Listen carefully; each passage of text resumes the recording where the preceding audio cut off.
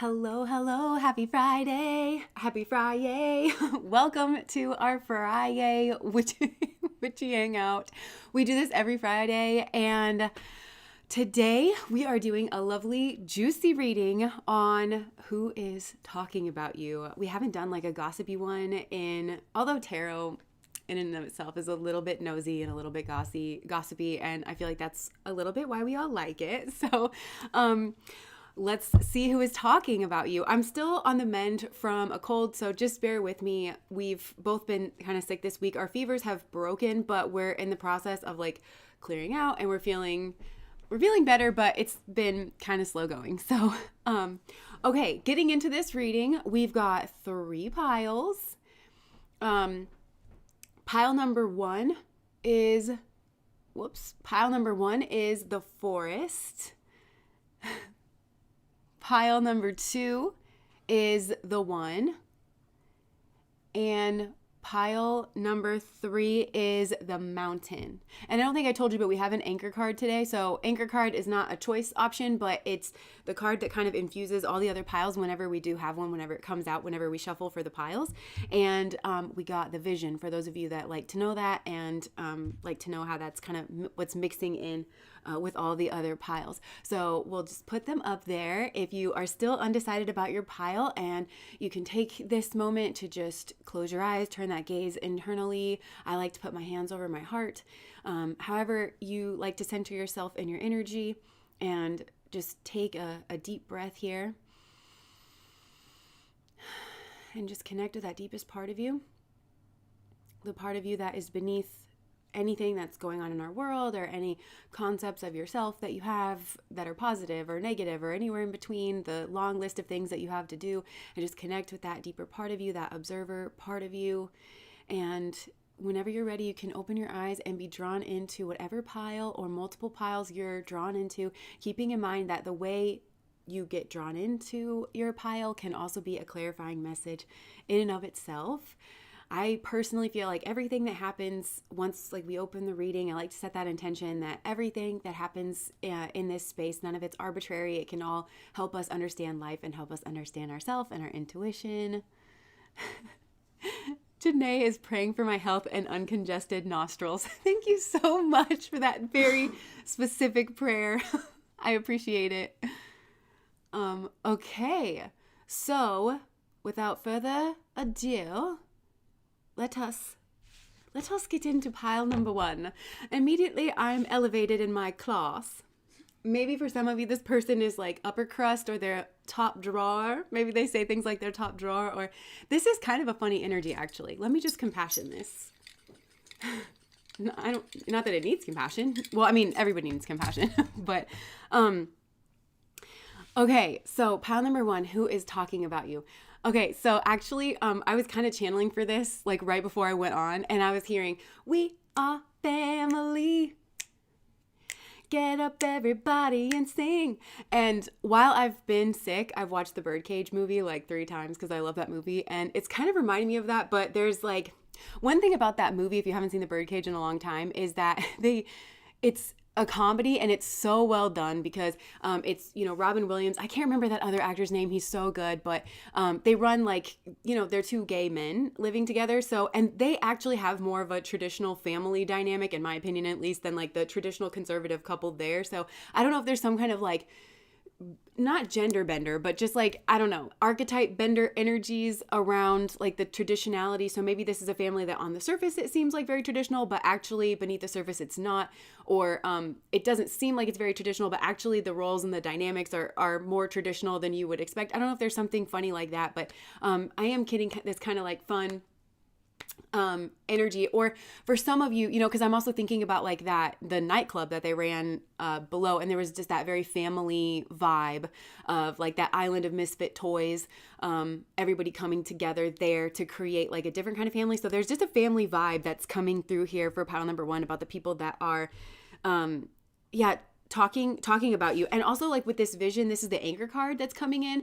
I do feel like that difference is I'm picking up on that difference, like maybe a difference between you. I'm hearing like your lifestyle or your beliefs and this family and their lifestyle and their beliefs. And finding the differences, but I'm hearing like they can't see the forest through the trees. So I think they're struggling to understand you. You might know this. Some of you might not be talking to these people, or you feel like if you do talk to these people, they don't understand you anyways. Even though I don't know, because again, in that movie, it's like, for me, it's so obvious to see that there's more in common than not in common, but like we can tend to fixate on the things that are different, the things that you're supposed to be in order to try to make our way in the world. Because also you've got like a nightclub owner, like a gay drag show, like nightclub owner. And you have like he was a senator, I think, like a conservative senator. So it wrapped in with like their job and the way that they had to come across in the world. Like it was their self, but the way that they came across in the world. So it's something that's like, it goes really deep. And that's Soul, my little boy cat, and he's like sun energy. So again, it's personality, beliefs, philosophy, body, status, like all of those things that are kind of coming through. And I feel like you could feel alone, or you could have felt really alone or really misunderstood or not understood. And I feel like you had to like kind of run into the forest. This is like very dark night of the soul energy. I feel like I'm hearing crisis of faith or crisis of selfhood, crisis of your beliefs. And you just didn't feel like, and I'm noticing all of a sudden the trees look really super imposing, like they all look so big and just like kind of over you and in on you. And like, what are you doing? What are you thinking? Like almost, even if they're not saying it, it's the presence and it's the way they conduct themselves. And maybe for some of you, it literally is like height, because you used to be a child in that family dynamic. Like that makes you feel like you have to run every single thought that you have in your head, like by these people, in order to make sure that it's okay and that you're allowed. And so it's like kind of coming of age energy. So I don't know if this harkens back to a time where you were coming of age and you were really trying to find yourself, or if you feel like you're going through some kind of like renaissance, like a self-renaissance or something. I don't know, but it feels like you needed guarded. And maybe there's like a split in the way that you feel about these people too, because, these trees do provide you some level of protection. I don't know if this is what they're talking about, or if this is, I don't know. It's like they provide you some level of protection here, but then it's like you feel like you need to keep yourself protected from these people here as well. So maybe some of you had to go back to family because you required some level of like shelter or protection, but you also feel like you have to protect yourself like from the protection. So you could be feeling really like isolated or alone, but also it looks like a tent to me, but it's like an emerald. And emeralds for me, it harkens to May. So something significant could have happened in May, but it reminds me of the nakshatra of Ardra, which is in the middle of Gemini. And it's notoriously one of the most like destructive nakshatras. I just heard they didn't realize how much you were going through, like this family. And it's like maybe some of these people want to help, but they maybe make it worse, or they don't know how to help because they don't understand you. And in some instances, they like almost block your view from what it is that you do need or require. The fifth chakra here. I just heard fifth chakra, fifth house. So, it's that the fifth house is such an expressive house too. It is the house of the theater. And again, I go back to like the drag show, like they put on shows, and that's a part of like how they express the authenticity. Actors, like that's the way that they express the authenticity of who they are, is by trying on different costumes and performances and portraying different elements of our human experience. Maybe some of you need some element of that, or maybe this does for some of you have to do with like you're questioning your sexuality. So to be like the Q in the LGBTQ, like you're questioning who you are. But even if it's not that, I feel like you're still in the Q phase, like you're questioning something about who you are, and maybe they are too. And I don't know. It feels like they want to share with you and they want to be on your same page, but it feels kind of rough to you and bristled and you don't feel understood. But going back to that Ardra energy, because Ardra is the teardrop and it's the jewel. And so it's the storms, the destructive storms that, and also Ardra's out in the middle of the ocean as well. I'm hearing typhoon, hurricane, which we've had some hurricanes. So maybe some of you have lived through that, or, so maybe some of you, could be very literal, where it's like your stuff like got destroyed and your family is trying to look in on you, but you're like pitching a tent, if you are, you're probably, I don't know if people have internet, but if you're watching this, my heart goes out to you, and what you're actually going through. So for some of you, this could actually be like very literal. But it's like the destructive storms. It's like they didn't really know what you were going through. And I feel like these people, you're different than this family, okay? But I'm like, the destructive storms is what pushes like tree roots down. So I feel like these people are very established in some way. They could be mainstream, they could be traditional, but their path is not your path for sure. And you're strong in your own way too, because you're showing up as like, I just heard Lauryn Hill in my head, don't be a hard rock when you really are a gym. So, yeah, it's like you have had to be something different, like within the backdrop of this family. And in a way, you're kind of like the crown jewel. You're what makes this family unique or interesting, or not that they're not interesting, you know, because trees are all different from each other in the forest. You can't see the forest through the trees. Like maybe you can't see who is different and who is not different in this family here as well. But I think they're wanting to join together with you and say, look, your vision is different than ours, but we can provide you some level of protection or something here like that. So let's try to figure out what these people are saying about you. Okay, well, they do have a lot of love for you. And I know, like, whenever you're having problems with family, it can be really difficult. I just heard, like, expression of love, express love. So they have a lot of love here, but they don't know how to express that to you. There's definitely water under the bridge is what I'm getting, because we've got the Six of Cups. There's this feeling that they didn't know how different you were. That they didn't know, but they think that you're really beautiful, like, you know, beneath the surface, and that you've got like really deep roots. They understand that they've made you feel bad, these people. They understand that they made you feel judged. They were very authoritarian. This is like tribunal energy, and you're delicate. There's like a sensitivity, there's a delicateness to your soul, and like blockage energy here as well. And it's somebody here like is really seeing this King of Cups, like, and I think that, okay, there's somebody here, it's a King of Cups, and it could actually be a father figure, or it could be like a masculine energy. And this person has maybe received like a benefit from a father is what I'm getting, like some kind of inheritance. Because maybe that's the difference as well, is like these people have had quite a bit of family support that you have not received. So in that way, I think they can't relate to you. And I think if this is your own family, so this might be where some of the animosity comes in, is like, how the F dare you? Tasha, thank you so much for the super chat, right as I was cursing. You know, how dare you receive that much benefit from your family, give your children in this generation almost no benefit, and completely ignore the fact that that's something that's going on, that your life story has been so much different than mine, and it's because of your actions, or it's because of like your approach. That's just for some of you that but I do feel like there's somebody here that like can really resonate with you, or can really see you. It's actually, you know, the King of Cups, this is the king aspect of this makes this masculine, but the cups part of it is like more feminine. And so I feel like there's this nurturing masculine energy here that knew you when you were a child is what I'm getting. And you know, it feels bad and feels like this is, you know, kind of, but I don't think that they're saying anything necessarily. And they are a very strong, comforting presence, but I don't think you can see the forest through the trees here as to like who genuinely has a heart for you and who is playing some kind of weird power game because they need to save a little face because they're trash in regards of the way that they've treated you in the past. And I think you might have animosity towards other members of your family because you're like, and you created this monster. You do not rein it in. You don't believe people when they come to you, letting you know that they have been mistreated by this person. And so it's just allowed to go on. And there's only so much a person can reasonably take.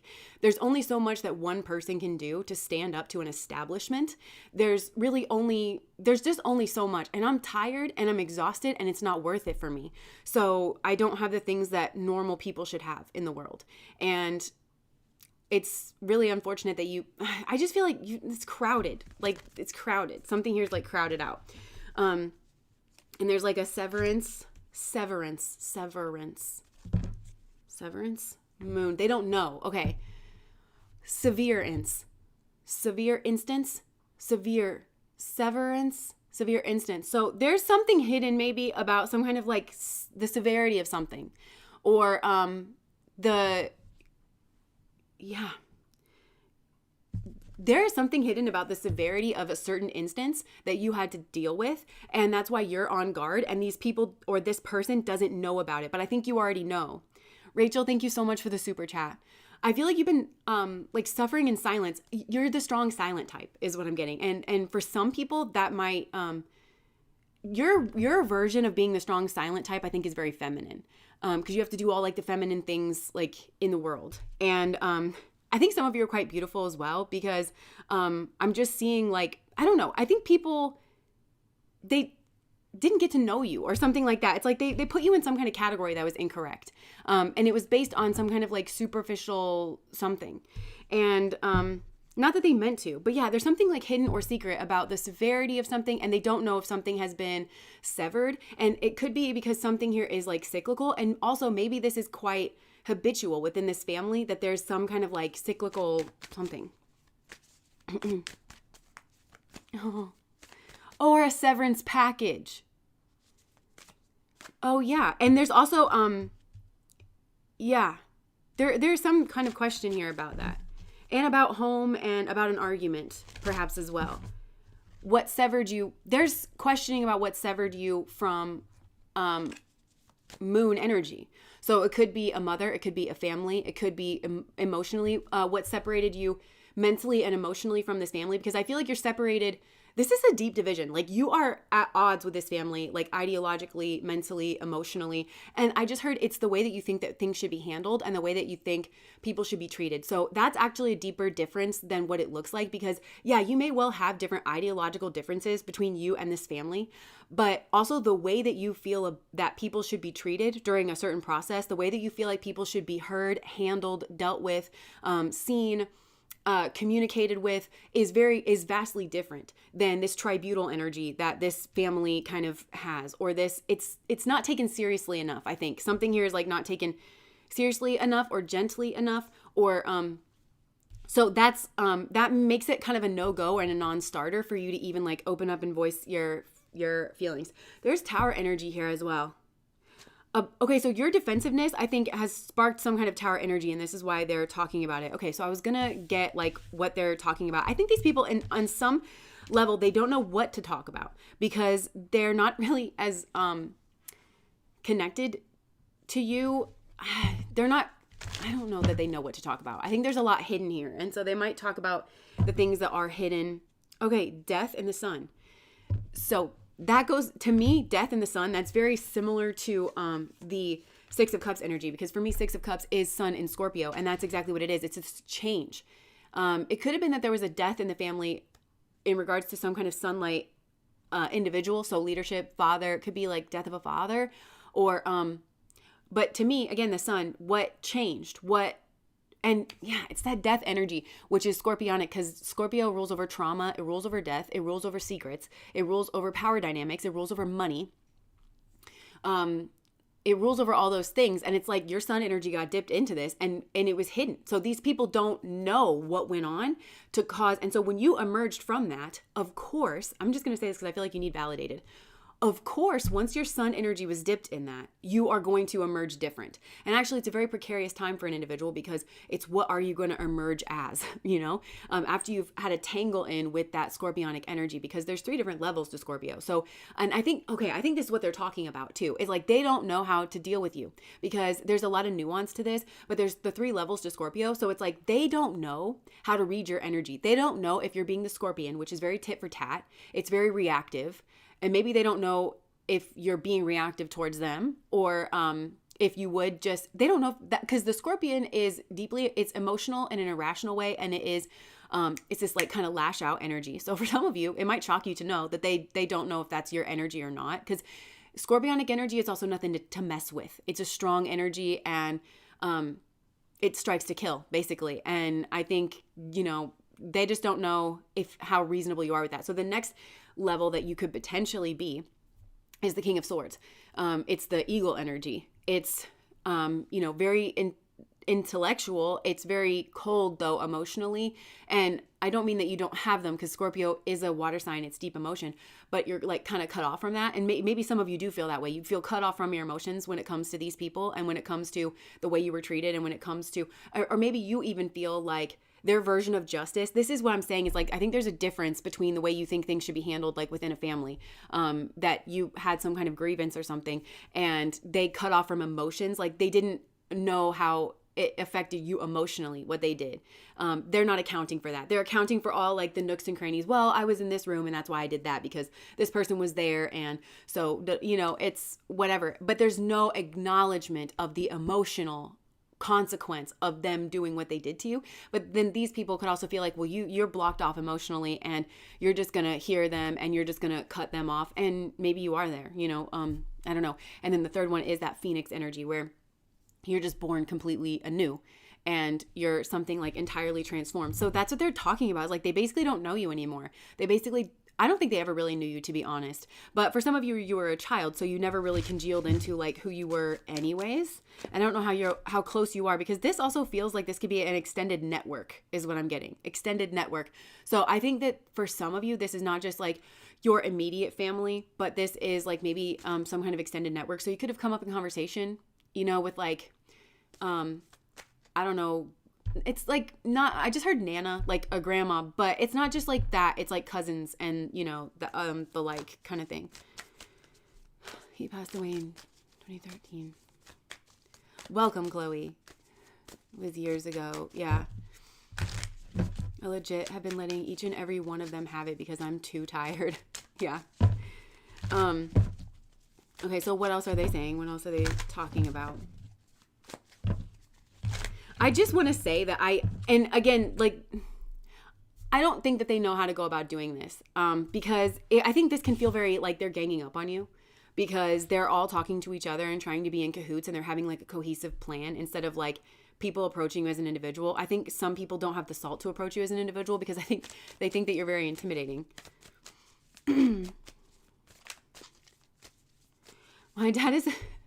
Janae said, my dad is a Gemini, but also Nigerian, so his only speaking volume is screaming, and I've always been sensitive towards being yelled at. Oh my gosh, what a nightmare. Left home at 14, kicked out. My mom, who also is alienated. Oh yeah, they're wondering if this is over. It's like they want to rush in, but this might be ill-advised. Ill-advised. And if they can't understand you. And I go back to what I was saying, I think it was Wednesday when we did the impromptu live stream. There's this permaculture concept that's like, when in doubt, do nothing. Because if you don't understand what you're looking at, you really run the risk of making something a lot worse. But yeah, the 10 of, look, this is Gemini energy as well, Janae. This is Sun in Gemini. So maybe they don't know. I feel like these people have tried before. And it's like exactly what I just said, that permaculture concept, when in doubt, do nothing. Because I feel like these people have made it worse, whether they know it or not. And it's like they don't know how to read the signs as well, where it's like you pull away, or like they don't get any, like, they don't know that they're like traumatizing you basically. And yet they keep doing it. And then they're like, God, I mean, this weird little person, like they just don't, and I think some of these people too, it's like they could blame you. They could always attribute it to something negative about you, instead of like that you're sensitive and you need them to leave you the hell alone. And the fact that they continue not to is very abrasive. And it's also, they're thick in the noggin, these people, some of these people. And yeah, they don't understand that they're betraying you. Okay, what else are they saying, Spirit? I feel like the intentionality is good, and this might exactly be like the parts, like, it's not that you 100% don't like these people. It's like, but you just recognize that if they're not going to clean up their mess, and that means I am a firm believer. After studying psychology, one of the main things that I took away, like right away, is that we all have to check our own in-group. So the groups that we are a part of, our families, our friend groups, the people that where it's like, I'm one of these kind of people. And it works kind of, at least to me, very similar on a collective level as it does between individuals. Because like one collective can tell another collective, like your collective makes our collective feel like this. And just like an individual has to like hear that. Okay, like, and then you've got to talk to your in-group and say like, okay, I think we should be a little bit more reflective about the way that we're going about doing this. So if this family is not willing to check their own, and they're just co-signing everything that some kind of nasty person does, of course you can't go back there. So unless they're going to take responsibility and turn around and say, like, the next time that you do this or there are actual real consequences for you fucking people over. There are actual real consequences for you being an asshole. like we've got to kind of get things together, then of course you're not going to go back because nothing has fundamentally changed. There's a real surface level energy to this family group. And maybe you feel like you have a superficial connection with your family, but there's appearances. And I think some of you feel like this group is obsessed with appearances because they can never get to the root of things. They don't have the skills to, or they refuse. It's like they don't or they won't like have the skills to actually address the root cause of issues and make sure that everybody feels safe. I think you feel that there are certain people, and they're probably authority figures. There are certain people that are just, it's like older people. Well, they're just set in their ways. Oh, well, that's just how that person is. And it's like, how come it's always that's just how that person is? But I'm a person in this too. And it's never, oh, well, that's just how she is. And so you know, or he is. How come it's never that? How come it's always, oh, we just excuse and co-sign everything this person does? It's all swept under the rug. You're expected to deal with it. I'm being dismissive of you. And how come is it never that way towards me? Like, you know, it's always that I just have to suck it up and get over it instead of like, well, I'm a completely different way and there's no room for me here. Yeah. I love them, but I can't be near them. Exactly. He did applaud for me standing up for myself, saying that's exactly what you should do when someone is talking to you crazy and he is not an exception. So makes it tough. I don't know. Yeah. I think for some of these people, that is it as well. It's like they don't know that they're being hypocritical. Okay. What else are they saying? They want a celebration with you. It's like they want maybe a reunion with you if they haven't seen you in so long. They want things to go back to the way that it was before. But, you know, wanting things to go back to the way that they were before and having the actual skill set to be able to bridge a gap with somebody is two different things. I feel like these people just kind of blame you. And they don't, this is like kind of not a self-reflective group.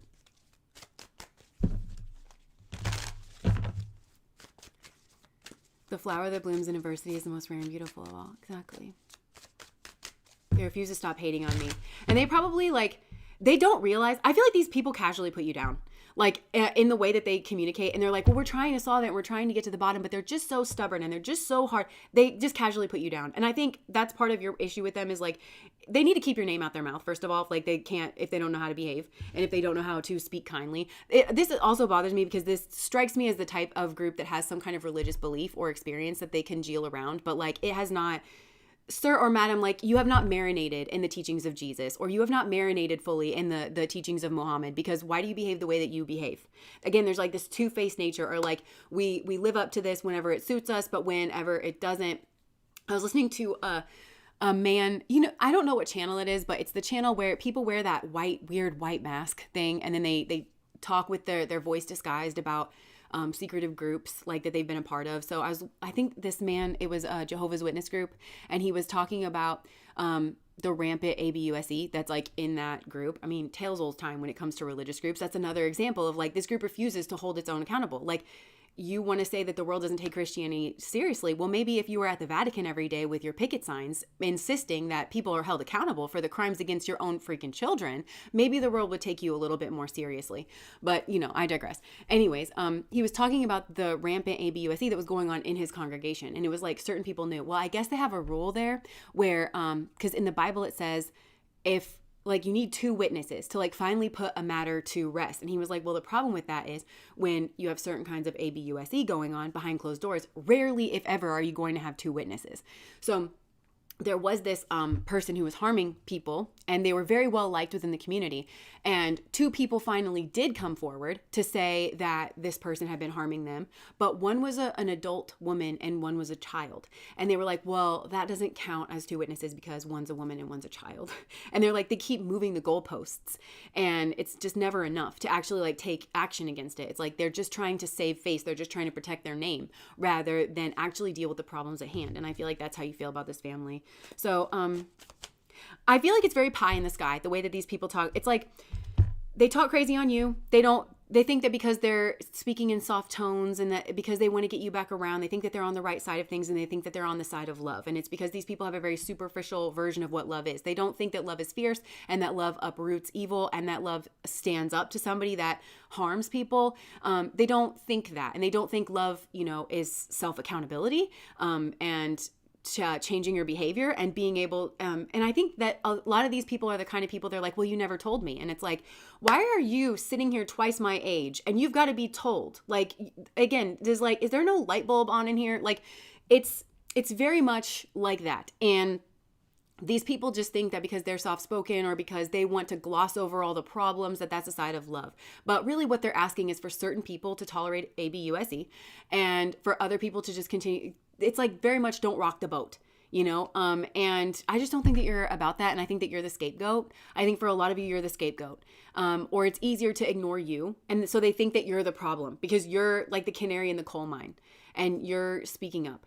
And maybe it hasn't switched in a long time because I feel like for a lot of you, this could be like a narcissistic family dynamic where they have so you have like the golden child and you have the scapegoat child. And sometimes it will flip, especially if somebody can't be controlled or whatever. And so I feel like you're just a scapegoat. And I don't think these people, again, like have the intelligence to understand that somebody always makes you the scapegoat, somebody that was older than you, somebody that has responsibility in the situation, somebody that did do you wrong, somebody that had more than enough chances to make amends is what I'm getting. Like, truly, there's somebody kind of sitting in their own pig pen. And so unless you're going to acknowledge that, then I just don't think they have any business coming forward to you. Scapegoat child here. Yes. They love money. He's rich and they're afraid to share. Greedy. He's starting to recognize it. Well, good. Maybe, yeah. Curse breakers. Exactly. And I also feel like there's a way of meeting this energy where it's like, you're right. Like this has been going on for far too long. You know, I don't know. This just kind of reminds me. Everybody's just saving face is what I'm hearing. And I just don't think you want to be around it. Okay. Something told me to look down and I had this deck here and it says I'm planning on calling you soon. So maybe somebody's planning on calling you soon. Yeah, because they want a new beginning. And they want to, these people, they want a new place, new pace kind of thing. That's what two aces a lot of times represent to me. They want to show you a more nurturing side. They want to take a leap of faith. They want a new beginning. They want to maybe apologize, but they have it all out of order, don't they? Because they're maneuvering you and you don't want to feel maneuvered. And so if they're going to apologize, they need to do that first. And you need to accept they need to honor your self-sovereignty as a person, your right to choose as a person who you involve with and who you don't, and under what circumstances. They need to try to stop pulling the wool over your eyes. Like, it's just a bunch of games. These people are narcissists, a lot of them. And the narcissists run things in this family at the very least, even if there's only one or two of them. These people are weak and spineless is what I'm hearing. There's too many like weak and spineless people around they just are a pushover or, you know, and to be fair, we live in a world where everybody is overworked. Like everybody has so much on their plate that they can't deal with these actual things that are human issues. They can't, they don't have time to. But I'm hearing that there has been times like where, or maybe it's opening up to a time. Some of these people are getting older and they are like retired. So they don't have the stress of like jobs and kids necessarily. And they actually could be more of like, I'm hearing like a lubricant or a buffer, or they could play more of that role. But I think some of these people are just, enablers is what I'm hearing. Like there's just like a culture of enablement, like is what I'm getting. And for some of these people, it's really not fair because they know that whoever you're dealing with is nuts.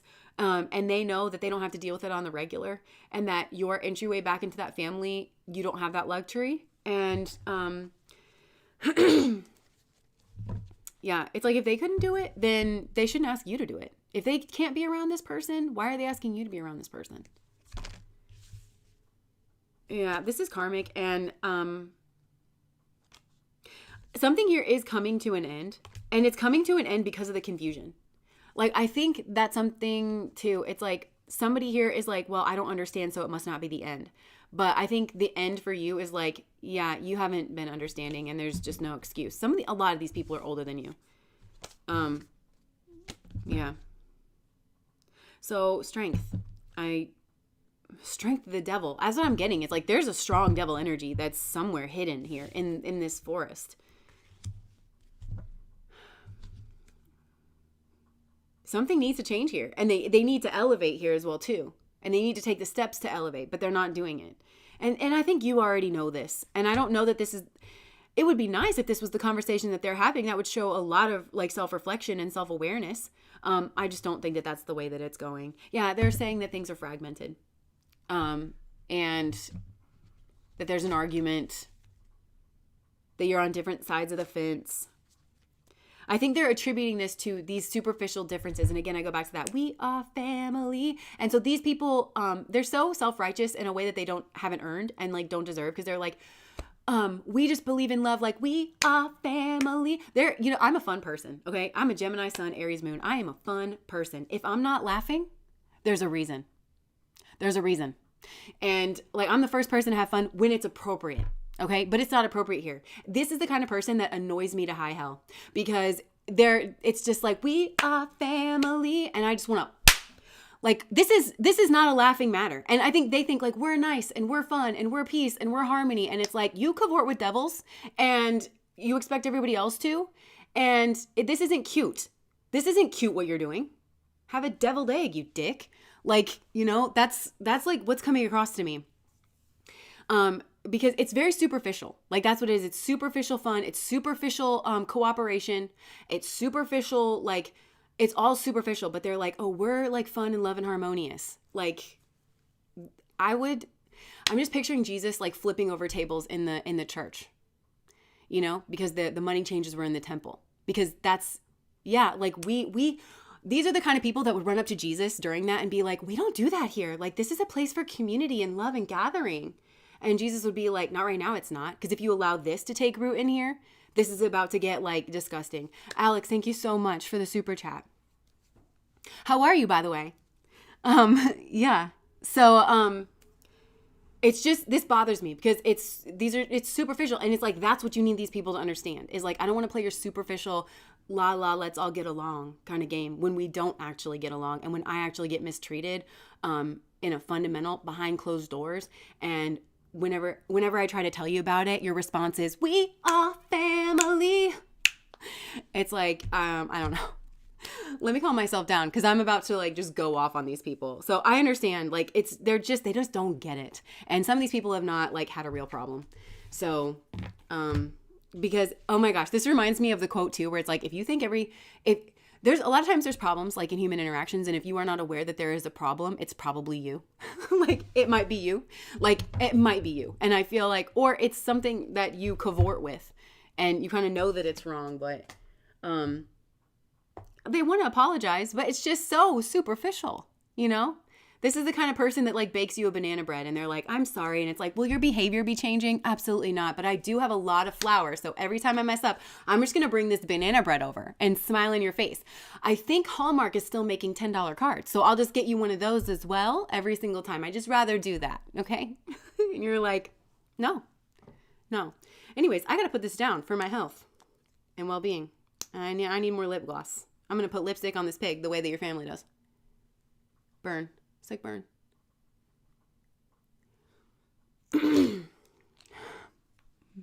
Okay. Compassion. Good Lord, send them compassion. Keep them away from us. Okay. Oh my God, that's exactly what happened. Just bought a stack of cards and made me food. Why do these are the people? Okay, listen. We have to support each other here, okay? So I'm being salty, but it's coping, okay? But these are the people that like have a box full of like blank Hallmark cards. And it's like, that's probably like hundreds of dollars worth of just like blank cards in there. And then they're just like, well, I got one for every occasion because I'm used to fucking up. Okay, so let's see. This says happy birthday, but I'm just going to cross out birthday and say happy reunion that I'm going to force you to go to because I have no self-awareness. Love you lots. Miss you always. I got a potato salad with your name on it. Period.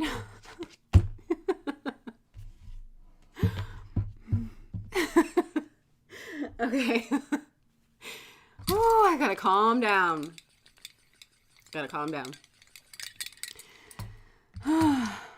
Pile number 2 is mine, so we hope these crusties had already left the chat. Yeah, I forgot to give a card for our 9-year anniversary or anything. Oh my gosh. Wow. Okay. On a side note, I do think it's funny when people like have cards, but I think my mother-in-law did this once for me, and I just thought it was the funniest thing. Where it was like a card for something, I don't know, but she scratched out whatever it was and then like made it whatever she wanted it to be. And she was like, "I'm sorry, I'm not made of money." And the picture on the front of this card was like too perfect. I think that's funny. I think that's really funny. um okay, anyways, moving on. Oh, Lordy be. If you're new here, this is the selection that we have. We just did the forest. We're moving on to the one, and then we will be headed towards the mountain. Okay. We're on to the one. Pile number 2. My family is so strange. Okay. Oh, nice. All right. Compassion to this pile as well. Compassion.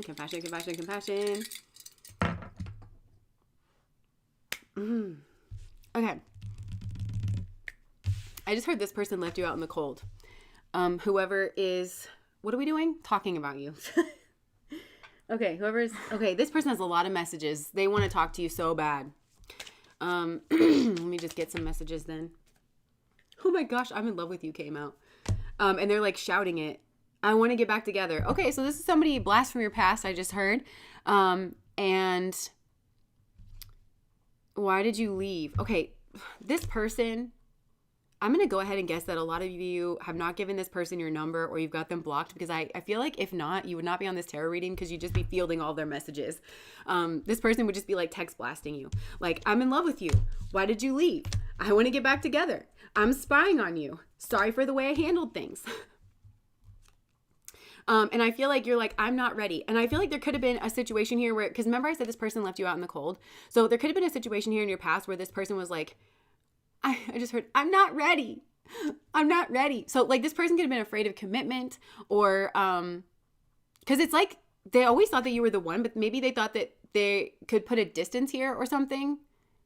Because, yeah, okay, so I'm really getting this person like, I'm not ready. So it's like they met you and they kind of knew that you were the one for them. And then they were like, I'm not ready. And so they could have actually put like a wall up is what I'm getting with those 3 X's there. 3 X's, the way that okay, so X's and O's by L. King. So this person can be sleeping with their exes. So basically, I feel like this person sabotaged the connection. And now they want you back because they're like, I have a vision of us. I just heard that Brandy song. It's like, I had a dream, a crazy vision. It may sound strange, this intuition, but it was true beyond description. And I knew that it was real. I feel like this person kind of in their heart, they always like thought they were going to end up with you. But then this person I think has a real problem, or like they sabotage this in some kind of way. And now I feel like you're the person that you're like, I'm not ready because I don't like the way that you treated me. And I don't like that you were dealing with your exes, all 3 of them. I don't like this situation. I don't know. And then this person's like, I wish you wouldn't push me away. I have a secret. And you're like, I know you have a secret. You have 3 secrets because you're a dirty, nasty hoe. And this person is like, I think that you're out of my league. And that's why I did what I did. I hope you're not with someone else. You're a really great friend. This person might be a little bit manic whenever they're like texting you. And I feel like they're trying to bring a certain like pep and liveliness to this conversation. It's like they know that there's an elephant in the room that they need to address with you. I keep hearing like the lipstick on the pig thing that I just said and that I've been saying ever since I got sick. So I think they were trying to put lipstick on a pig. They tried to dress something up in their mind. And for some, it's like they could have gone back to an ex and they were trying to make it work with that ex. And it's because they didn't feel the same way about that person that they did about you. So maybe it didn't, because it's like, okay, so they're saying, I would really watch this person. Okay. Like I feel like you already know. I feel like you already have made up your mind about this person, to be honest. But like you're in a very black and white stage, like with this person, where it's like the writing is on the wall with you. Like I just have to be very plain in my mind. But because anyways, like what I was saying is like, you should really watch this person is because, okay, so this person is scared of commitment and they sabotage something with you, but then they ran back to their ex and they were in a relationship with their ex, like a committed relationship with their ex. And I don't know that it was committed because I feel like this person cheats and I feel like you would know that.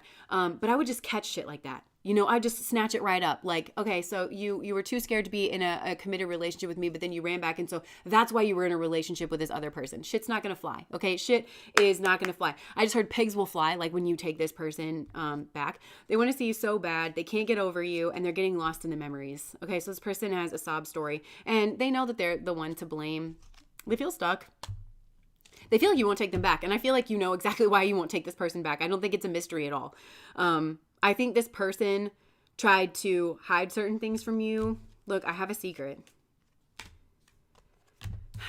So they do think that you're out of their league, though. And I think that as well. I think you're out of their league. I heard everybody knows that. Everybody knows that you are out of this person's league. But I do think it's motivating this person to make some kind of progress in their life. I will be back. We have so much in common. So this person thinks that you have so much in common with them. I think they want to take you on a picnic. I miss being around you. Like this person is missing you terribly. This person was like very non-committal to you in the past. And I just feel like this person, I keep hearing the word hoe, to be honest. Ho, ho, ho. So, and again, with the 3 exes, like they could have cheated on you 3 times. Okay. What are they saying about you? Because remember, this person is talking about you. They want to talk to you. So I guess because this person can't, okay. So maybe because this person can't talk to you, they're talking about you. Okay, this person could have reached out to like no less than 3 people, but I don't think these 3 people have your number. Or they were like, it was like a dead end. They're trying to find, okay. What? Or they're trying to get information about you. So they're talking. I think that this person like tries to like, I don't know, maybe lightly bring you up in conversation. They're trying to find a line back to you, I think is what I'm getting. But none of these people have the answer. Hold on. What do I want here?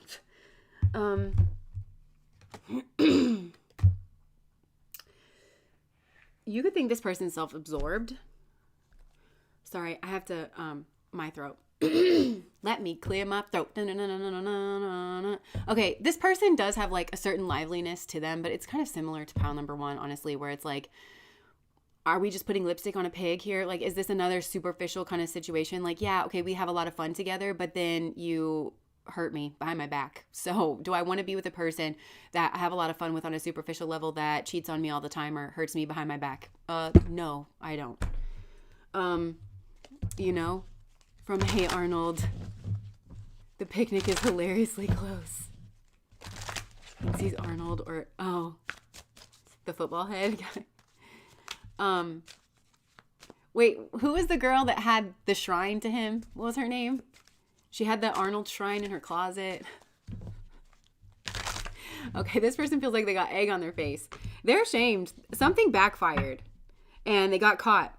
So I don't know if this person, I don't understand this because sometimes this comes through in the readings where it's like, okay, this person got like scared or intimidated. So they tried to run away from this connection. So then they were like cheating on you, but it was behind your back. Like, what is the point like of trying to do it where you don't know? So maybe it's like off gassing or I don't know. I don't get this person. Basically they got egg on their face and they got caught. Half-truth. They got caught telling half-truths, porcupines. And porcupines, I'm hearing like pork sausage and eggs. Like, I don't know if breakfast, soul contract, this person is kind of bothering me. Soulmates, partnership, spiritual union. So they think that you have a spiritual union, but that you're fighting. I think you're fighting too. I think that you're fighting and it's not a surprise that you're fighting. Because I think if someone behaves this way towards you, like, I don't know how you would expect someone to react in any way but a fighting manner. And maybe they did with you. They expected you to take it or like they expected you to just basically, and this is what I'm saying, catch this kind of stuff with this person. They just were expecting to treat you in this way. They were not expecting to get caught and they were expecting you to just take it. Does that sound like a soul contract? Like a divine, I mean, it could be a soul contract. Like you could have to learn your worth through being treated like shit, through this person. But this person's like, we have a divine connection here. And also, I expect you to take all my bullshit. That's not a divine connection. As if weighing their options and rumors matter. Cheating is like secret punishment and revenge until you get caught. Oh my gosh, that just like clicked it in for me. I'm going to say that again. Elemental Priestess just says, cheating is like secret punishment and revenge until you get caught. So this person was trying to make you pay. What are they trying to make you pay for? Their hidden feelings? Okay, great. Drama, addictions, love, hate, relationship. So this person didn't tell you how they felt when they had you. And then they try to make you pay for that secretly behind the scenes by cheating on you. And then they got caught and now they're ashamed because you know exactly who this person is. So what are they saying about you? They could be saying like that you're partners.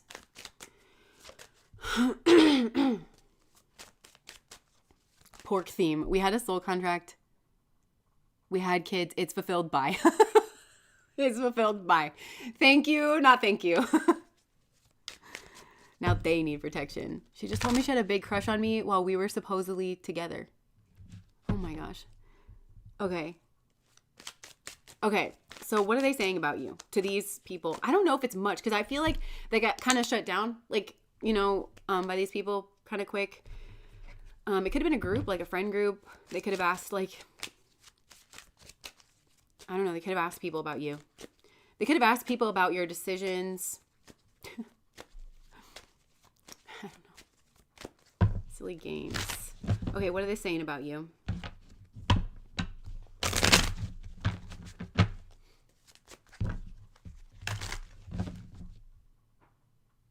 They could be saying that they're watching you, or this person cannot be saying anything and they're just watching you, or they're trying to find you online.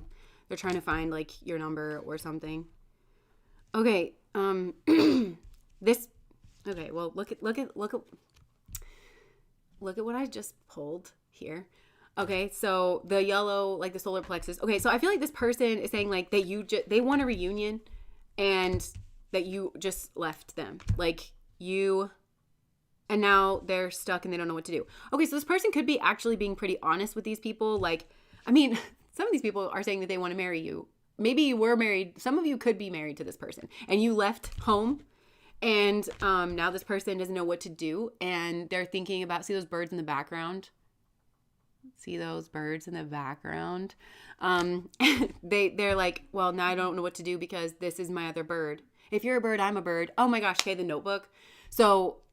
okay, I don't really remember like the Notebook that much, but I'm pretty sure she left him and went to the big city and then came back and he was building the house for her. Wasn't he building the house for her, or was he building the house for his mom? I don't know. He was building a house, remember? And it's like, if you're a bird, I'm a bird. Like, that's how this person feels about you. If you're a bird, I'm a bird. And so now they don't know what to do, but they feel like you have that kind of love. Like, this is like Notebook kind of love. And that you are just, there's a lot of red and yellow here. So I don't know if red and yellow are significant to you. Yeah. I feel like they're saying that they hurt you too bad and that now you're defensive. Okay, so maybe this person has self-awareness, but where was it before? They like used it against you because they used it to try to sneak. They're mad. They're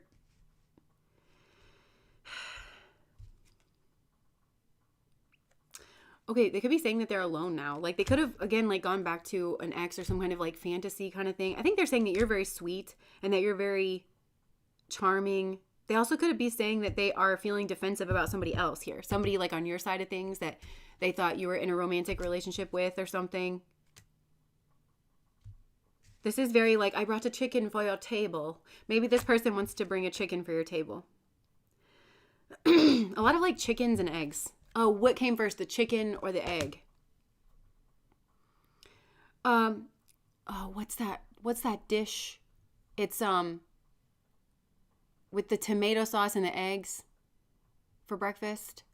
Starts with like an S. Like, maybe that's, I don't know. You would know what it is. Maybe I can't think of it. Do you know what it is, babe? No, I can't think of the name. But it's in like the skillet. Oh my gosh. Shushushka. Shushuka. Yeah, that's it. Maybe they want to make, I don't know. Maybe that's, I don't know what yeah. Bring your chicken. Okay. Yeah. So maybe this person is being honest. You made him an omelet every morning.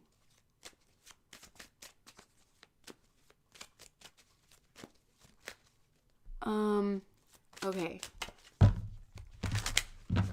I wish we could just message you, Nova. Like whenever we, like, that would be a nice feature on YouTube. Because Nova's asking, like, can you guys just tell me when pile number 3 would be starting? It would be really cool if we could just, like, put her to the side and then we could just, like, send her a little alert, like, when pile. Wouldn't that be cool? That would be cool. Okay. What else is this person saying about you? I think they could be saying that they've been really unlucky ever since you left them. Yeah. This person would basically, like, I don't know. They wish that you would come back. They want to redo, basically. They would do anything if you could just come back. This person's really sad. They feel like they haven't been yourself. They feel like they haven't been themselves since you have been gone. There's a sense of you having left, like, a group of people here with these 8 cups, and that maybe they didn't feel like things were too soured, although they just admitted to cheating on you and trying to get away with it, and they feel ashamed and backfired, and then they got caught. So this person, like, goes back and forth. They're like, well, nothing was really that bad, and I feel like nothing was really that bad because you know how to act, and I think this person has taken advantage of that in the past, and I think that you're a very graceful person, so I don't think that you, like, made their life a living hell or something, like whenever you caught them out. I think maybe some of you just quietly left, and that left this person confused as to what you knew and what you didn't know. And so they're like, well, I feel like things weren't really that bad between us, but meanwhile on the inside you're like, ugh. And it's just the way that you handle things is different. So I don't, yeah, this person really wants a new beginning. Like, it's strong too. Yeah, and then the strength card came out. It's like really strong. We are not going back to a cheater. Yeah. You never hear this before the trouble. Yeah. Unless I see them make the sauce in front of me, I wouldn't eat it. So maybe that's the way you feel about this person. You just don't trust them. Yeah. Okay. I feel like I'm about to wrap this one up. What else are they saying about you? Success and growth. And he looks like a prince to me. So maybe they're saying that they've grown. And maybe they're saying that you've grown or that they want to succeed and grow with you. Okay. Well, I think this person feels like they've grown. And maybe they have. I don't know. I mean, they have the decency to feel ashamed. But like they're confronting something here about their past, or it's like their shadow material. And it's changing the way that they feel about themselves. And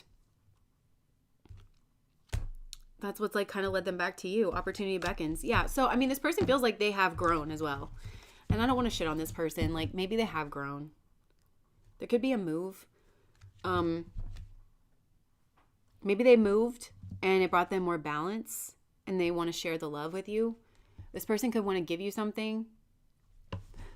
It could be a trinket, but it also could be like a baked good. And I just flash back to when somebody was like, unless I see you make the sauce in front of me, I don't want any.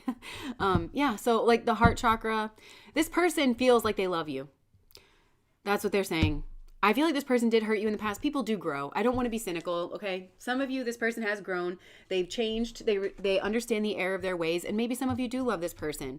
Maybe I'm just snarky and cynical and sick and full of mucus and it's rubbing off. So, yeah. So for some of you, this person does feel like they've grown and that they've changed.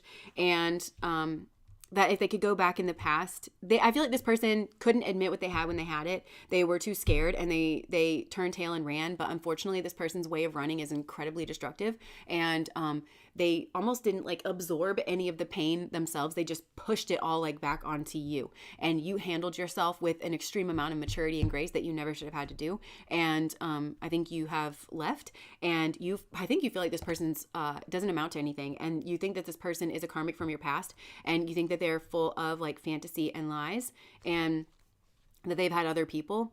And I think you also feel like you've built yourself up in some kind of way, even if that's just internally, emotionally. And I'm hearing the song Clean by Taylor Swift. Now that I'm clean, I'm never going to risk it. So it's like I got myself out and I got myself away from you and I'm not going back. Because maybe you do feel like there's strong love between the two of you. And it's like, but you have worked to get yourself out of it. And because of that strong love and because this person showed you that they don't know how to act and that when they don't know how to act, they're secretive about it. So that's like, that's heavy. Okay. Because there's not knowing how to act. And that's already a difficult person to be around. And then there's somebody who doesn't know how to act but knows somehow to hide it.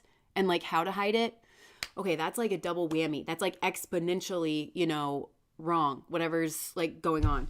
So I feel like, yeah, now that I'm clean, I'm never going to risk it. It's like I got free of you and I'm having a happy new beginning, like on my own. And now this person is like crying and feeling responsible, and they are responsible for a secret.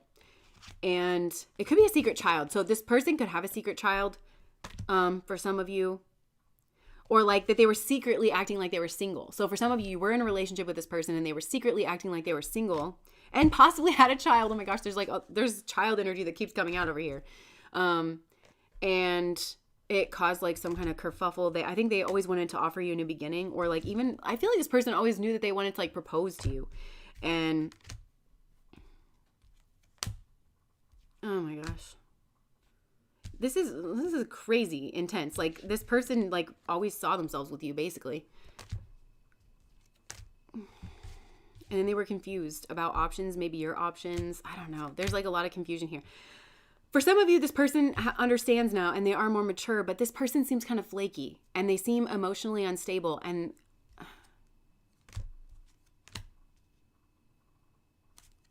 they're saying I'm working on it. Like, I don't know. Okay, so I just asked, like, what are they saying about you? They could be saying that they broke your heart. Possibly they're saying that you broke theirs too. But I feel like there's a difference. I don't know if I would like that if this person's saying that you broke their heart, because you might well have, but it's because this person had such strong feelings for you and didn't know how to act. That's not the same thing as you breaking their heart. And because it's like this person was doing like shady shit behind the scenes and you weren't. And yeah, this person's like saying you're the love of their life basically. And some of you might feel like that's a power move as well, to like go like run up on your friends and say that you're the love of their life and that you broke their heart and everything. And it kind of like is sort of in a distant way like painting you as the bad guy, but not all these people are doing that. But I think some of you just might not appreciate that.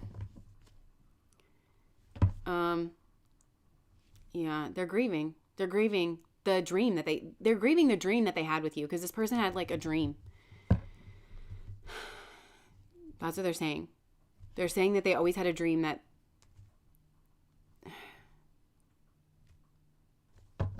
But then the Seven of Swords. They're sneaking around you, and it's a functioning dysfunction. Okay, so maybe some of these people are taking ownership. I don't know. I don't know how you feel about that.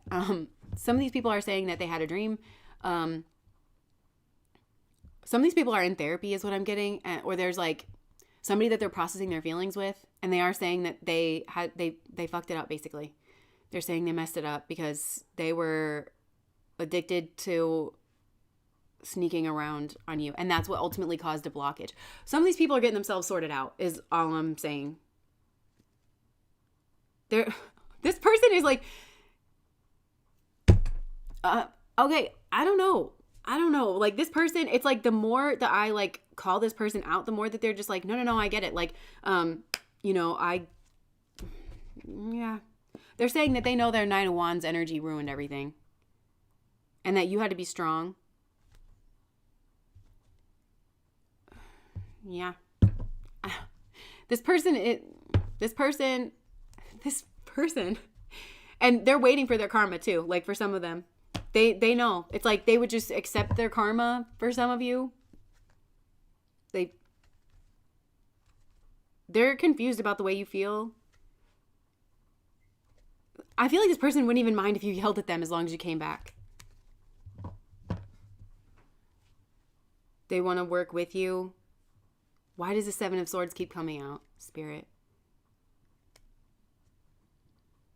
I don't know, because I don't know what this means that this person's being so receptive, because usually I like that when it comes through in the reading, but it's like this person kind of strikes me as manipulative and good at it. And so it's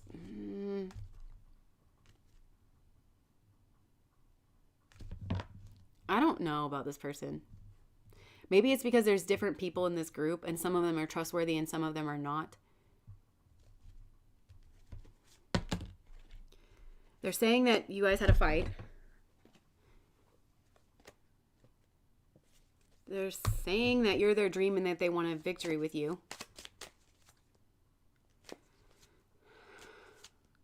They're saying that they've changed. They're saying that they realize that nothing materialized. That they had this big dream with you, for you, about you, and nothing materialized. Because for some, they actually had a child with someone else. They got a message about an argument about a child. And it ended things, but they never stopped loving you. Oh my gosh, he faked his past history and he hid that he is down low. You know what's funny is that I've been channeling down low energy. Like, I haven't done a reading about it, but I've been picking up on that for some of you, these people are like on the down low. Yeah, secrets, judgment, like airing things out. I'm getting out of this. Okay, so basically that's what this person is saying. Hold on, I just want to say, like, Spirit, what do you have to say about this?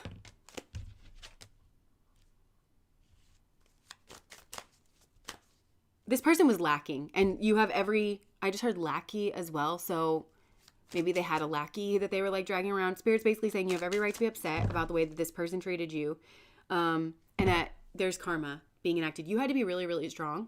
And I think whoever I'm hearing and karma for you is going to be who you end up with. So maybe this person's in a relationship with somebody that's very argumentative and they keep looking for you and they keep waiting for you to come back. Maybe this person wanted you to be waiting on them to come back, but then like Spirit did that to them. I don't know. This person has me all confused. I feel like whenever you get in this person's energy, it's like, I think you thought it was one way with this person and then it ended up being a completely other way. I feel like I'm hearing you tricked me for the last time. Like, I feel like you really got thrown for a loop with this person and they've tricked you for the last time. She's a great actress. I keep pulling the Justice card in every reading. He was involved in some P. Diddy sort of things. Oh my gosh, I'm so sorry. Yeah. It's not like he came with a dowry like Prince Harry. Oh my. He has a group of guy friends he does things with in Sweden. Oh my. Why would they wait? Exactly. Because I feel like this person's manipulative and it's like they can't even help it. This person's very manipulative and I think that you know that. And they're too smart for I would never feel safe with a person like this because they've already demonstrated there's a lot of Mercury energy around this person. Okay. And Mercury is very, what's his name? The guy in Jurassic Park, Jeff Goldblum. And he always wears like the rings and he's very almost flamboyant in a way, dresses interesting, cleans, kind of almost, he has a thing I think about like underneath his nails, like, so very clean, good conversationally, a bit eccentric, could have like a Mick Jagger kind of feel, where it's like very sexual, but feminine, not necessarily girly, but just kind of like a flamboyant, feminine sort of flair, like to this person's energy, which could equate to them being down low. It could equate to them being intimate with their friends or just taking a very cavalier attitude towards, schmexual relations. It's like it's hard to relax around this person. It's like it's hard to feel safe because I feel like you think they could give you something, first of all, and I think that you would be, right to worry about that. And this person is just too fluid in their energy. And I don't mean that necessarily in terms of their schmexuality, but it's like they lie. It's so easy for this person to lie and get away with it. It's too easy for this. And they've already demonstrated that they're willing to do that in the past. And you caught them by the grace of God. You caught them by the grace of God and you know it. And you don't want to open yourself up in more ways than one to being around a person like that. Or to have your kids around the person like that. Or, it's like, I think you feel you need to protect yourself from this person. And I don't know. I mean, I think it's good if they're like changing, if they're having a change of heart. I feel dizzy. Like, I feel like this person's in their head. They're in their head, and I don't think it's entirely a bad thing that this person's in their head. They also feel like triumphed over by an authority. And I think that could, for some of you, that's their karma. It's like they're with somebody that is very authoritarian. And honestly, some of these people kind of need that. It's like this is maybe a person that, if they don't have a strong person, like basically yelling at them and telling them what they can do and what they can't do, I think this person might just take advantage of people. So it could be that spirit put that kind of person in this person's life because they need it. They kind of need somebody to yell at them when they're like, and I don't think you want to be this person's parent. So they're probably in like a I'm seeing like a dog on a leash. They're in some kind of relationship where this person's their pet, or like where they're somebody's pet, I think. Like, you know, because for some, this, I don't know, this person's like a status symbol or something, because they're different. And it's like, I don't know.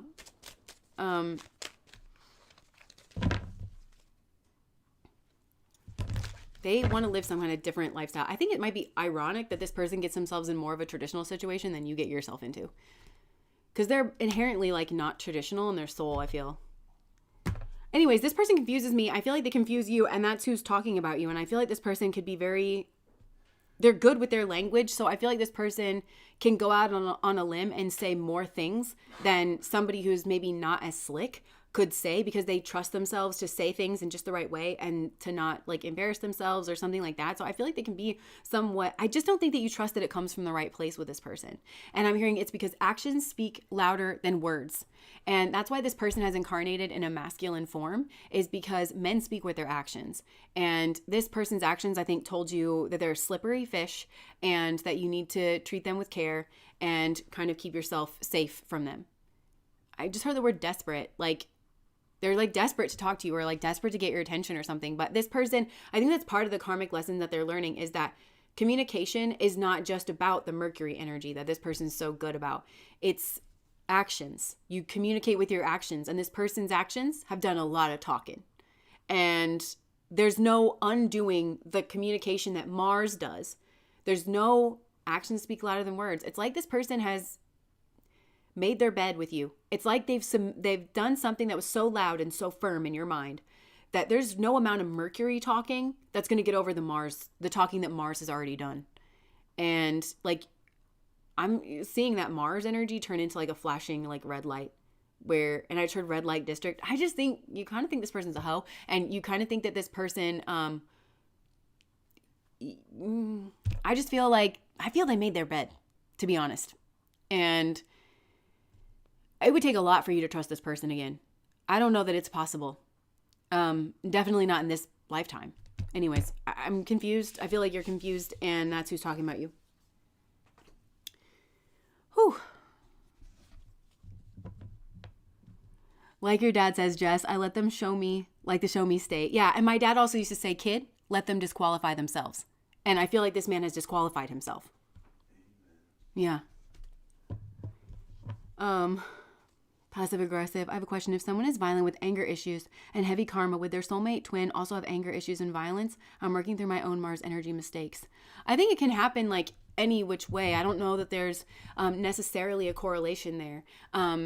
But I just, personally for me, I feel like, okay, if somebody has anger issues, I think that disqualifies them from being in a relationship. And I believe in a loving God. And I think that God's plan for that person, God's highest and best path for that person would be for them to be like not in close quarters with other people until they have worked out their anger issues. And until they have, I just feel like self-regulating is, I guess a lot of people struggle to self-regulate. I don't know. Nobody put me in charge of anything, but I don't think that person is qualified to be in a relationship. And I think that once you get certain things about self under control, that's when it makes you kind of like fit to be in a relationship, you know? And that's when like you can call in like soulmates and stuff. And I think we have all kinds of soulmates. And I will say this though, like in Vedic astrology, there's something called Mangladosh, which is like, it's kind of like a Mars issue. A lot of people have it. I'm Mangladosh. I think my husband's Mangladosh. And it's people who basically, they struggle with their Mars energy. And it is recommended that those people get in relationships together because they can better understand how their particular Mars works. And the way that I relate to that is, think about like attachment styles, okay? Because a lot of us have attachment issues where we're not securely attached. I think it's probably more common. I don't know the term, like the exact percentages, but not everybody is securely attached. So you have some form of like an anxious attachment style. So you could be an anxious attacher, you could be a fearful avoidant, or you could be a dismissive avoidant. All of that is some form of insecure attachment. But I know what's like helped me is that my husband and I, even though neither one of us within ourselves were just naturally securely attached, we have the same attachment style. Like exactly. We have the same exact, so we make sense to each other.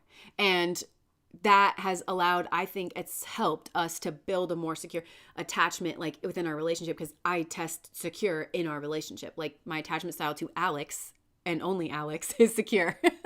But I think it's because we kind of speak the same language. So I think like you can have Mars issues, and if you both kind of understand that about each other, then I think you kind of make sense to each other. And I do think that you can build off of that maybe in a better way. I hope that nobody ever puts themselves in some kind of danger if somebody's got like a violent kind of thing, unless you want to be in like a long distance relationship, like you live over there and I live over here, and so I can get away from you kind of thing. Mars combustion Venus. Yeah, so I don't know, that's just my 2 cents, but again, I'm not in charge of anything, and I'm just trying to like make sense about that as well. But yeah, Mars in the 12th house, Cancer. Girl, same. Yeah, I'm really trying. I'm pretty sure I have a lot of this person's tendencies and very ashamed. Yeah. Well, at least you have self-awareness, and like none of us are perfect.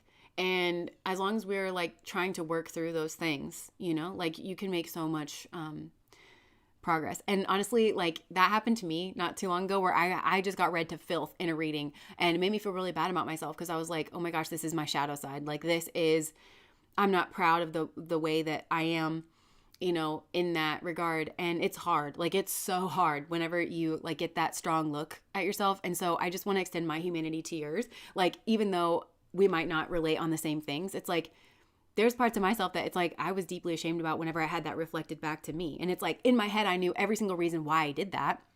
And I was feeling defensive, like as I was going through that reading, and that person was telling me, like all these certain things. And I was like, well, I do that because of this, and I do that because of that, and I do that because of this, and I'm trying not to do that, and it's like we all have that in some aspect of our lives, we all have that. So I'm anxious, he's avoidant. We talk about it and kind of learn to manage the insecurities by growing. However, he effed up by allowing people to manipulate him. Yeah, I have Venus and Mars and Aries in less than 5 degrees of each other, but I have Venus ruled Sun in Taurus, which is slow to anger, both Mars and Venus in the 2nd house. Yeah, I just bury all of my anger deep down inside, and it's been coming up, and honestly it feels good. Because I'm just so used to like shutting down like my Mars energy, because I was raised like Christian, and a lot of it had to do with my gender, because honestly I have an Aries moon, so like your moon is active before really anything else in your chart like comes online. I was very Aries like when I was a child, and I almost didn't know any other way to be. I spoke very early in sentences, and I would just kind of express myself. And I can kind of remember coming online to my own self-awareness, where there's this one moment, I swear we're going to move on to pile number 3, but there's this one moment that I remember as a kid. I was really, really young, and I was playing with something on the table, and my dad had asked me to do something, and I did it, whatever I was doing, but I was explaining why I didn't want to do it, but I was going to do it anyways, or something like that. And my dad just like walked into the kitchen and was talking to my mom, and he was like, something's got to change around here, because she's not going to listen to a man. And I remember being confused by that, because my dad was really the only man that I knew, and I listened to him just fine. And I didn't understand that I was supposed to listen to a man, and I was confused about what man I was supposed to listen to and why. And then like I got all in my head about it, and I think I've told you guys this before, like literally in elementary school I was like ahead in certain subjects, and I would have to help some of my classmates sometimes like do their little worksheets, and a lot of times it would be boys, and I would kind of just like find myself like looking at them and like thinking to myself like, so I have to listen to you? Like what if it's a math problem and I'm like helping you with your math? Like do I still have to listen to you? And like I don't know, it like got me all in my head. And then that's when I started to get like really weird and just like always shut myself down. And I thought that that's what I was supposed to do, but I think that's very cruel and unusual to just ask like a person to just like shut themselves down and to like never stand up for themselves, and it's not naturally me, like not at all. So I don't know, being human is super weird, and we're all trying to find our way through. And honestly, a lot of us are just kind of traumatized by society, I feel like, and the way that society, we're all victims of like the machine in some way, and the way that we're all supposed to be, and the way in which our energy kind of displaces itself to try to like, it forms like a different pattern for each one of us. And so I don't know. I know I can get a little mouthy in the readings too, which is probably not helpful if you ever feel like the energy is like reflecting you back, but just know like I fully understand that like there's a reason that we all are like this. But Anyway, very relatable. Yeah. You have to find what works for you. Oh, thank you, Dee. Okay. I want to do martial arts to release my repressed anger. That sounds like a strong intuitive hit that would work for you. I have a Mercury in Aries. It's fine, Jess. Oh, I love that. I love people with a Mercury in Aries. They've helped me a lot in my journey. Actually, when I first started listening to tarot, a lot of the people that I would listen to, they would always mention that they had like a Mercury in Aries, or sometimes there'd be a lot of Capricorn energy. I tend to like that too. Yeah. But like Matthews, like she has, I think she's kind of mad at me. But I love her energy and I love her readings because she's just she's so herself and like unapologetic about it. And I would always gravitate towards readers like that. And Kat, I feel like at Weird is the New Black is very much the same way.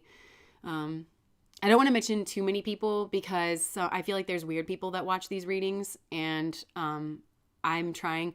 There's so many people that I've wanted to recommend, but I've just noticed that like not the best things happen to people after I recommend them. So that's why I haven't been recommending people, and I'm only mentioning people that I've already mentioned on my channel. But yeah. Oh, okay. Sorry, I just felt like a hug energy. The repressed anger slowly turned to resentment towards guys. Yeah, and it does. It slowly builds towards resentment, which is why it's not good to be around people who expect you to be repressed, you know, in your energies and in your angers. It doesn't work. I think like that's what I would want to tell to like the religious people of the world, where it's like, it doesn't work. Like we all tried to repress ourselves for a long period of time, and it just makes everybody miserable and confused, and it just doesn't work. Anyway, okay, your Mercury in Aries too. Nice. Okay, so let us compassion ourselves and to everyone else. Yeah. Compassion. And the other thing that I want to say too is like, it wasn't even like, it hurt my ego. Like me hearing that reading where I was like, oh my gosh, I feel like this is me. Like it hurt my ego, but honestly, it moved some shit. So it needed to, and I was able to kind of have like the compassion for myself and understand why I was that way, and also know that I don't exactly like that I'm that way, you know? Okay.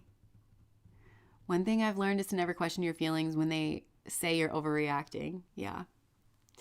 Yeah, because it's a lot of times that's manipulation tactic too. Because if they can get in your head, and if they can convince you to take yourself out, then that's what's easiest for them, right? That's what I hate, is like somebody that tries to make you your own worst enemy and make you not advocate for your own needs. I hate that. Permission to make bad art. You don't need my permission, but that's the only kind of art I make, so have at it.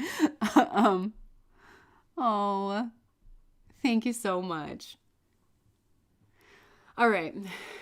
So if you're just joining us, we kind of trailed off here. That's the beauty of the live streams, is that we can just like interact and share our humanness. So we have these 3 piles here. We've done the first 2 over there. We've done these first 2, and we're moving on to the 3rd one, which is the mountain. What are you having? Oh, I thought you had something that's like, I thought you were holding out on me because I heard the bottle cap go off and I was like, wait, what is that? Sorry. Okay.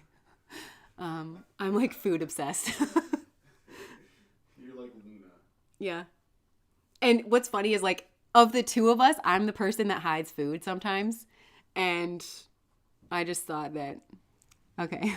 Anyway, lip gloss time. Yeah. Lip gloss time, and then we'll get into part 3. Alex is just staring at me like, oh. You want to tell them about how you used to steal my food at the beginning of our relationship? No, I don't think that's necessary. I don't think it's necessary to bring that up. Aw. Okay. Oh yeah, let me have a drink of water actually.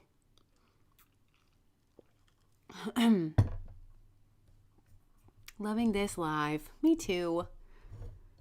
You got barked at? Okay. I'll just say this and then we can move on to pile 3. I feel like that's something that the animal kingdom has over us because like they don't have fancy words. I think like as much of a gift as words can be, I think it allows for a lot of deception, whereas if you've ever seen, like, my dog had 3 litters of puppies when I was young, and like getting to watch those little puppies, grow into themselves, and they wrestle with each other and they bite each other sometimes when it's like, because they don't have any other way of communicating. So they'll like nip if somebody's like on them the wrong way or something. And they don't really take it personally because it's like the only way that they have to, I don't know, like to communicate that. And so I think for some of us too, it's like, maybe I didn't have to take something so personally. Yeah. And I take things personally all the time. I'm not saying like that I'm perfect about it. These are the musings that I have when I'm on Dayquil. I'm kidding. I have them when I'm not on Dayquil. More of them. Leviathan shit. Okay, so moving on to pile number 3.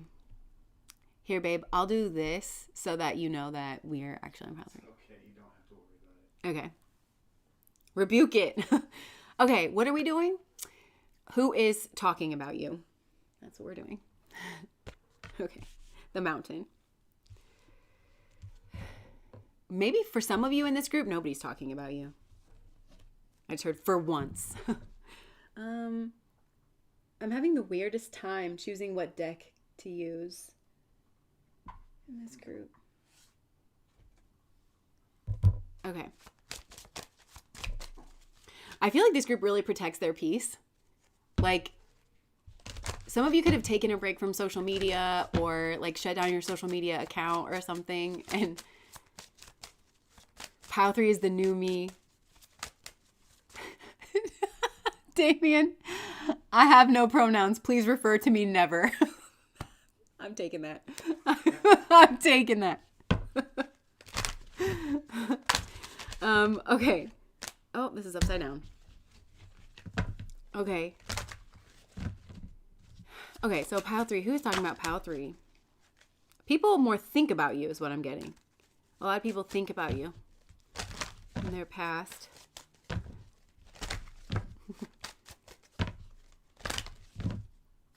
I feel like you just really pulled your energy back from certain people. Ooh, okay. Okay, well, I feel like it's a woman that is associated with a man somehow. So I don't know, like with the sun energy, this could be work energy. Like this could be somebody here at work and there's like somebody that's like around this. Okay, so it's like the sun energy and somebody that's like around this sun energy here. That's maybe they look at you.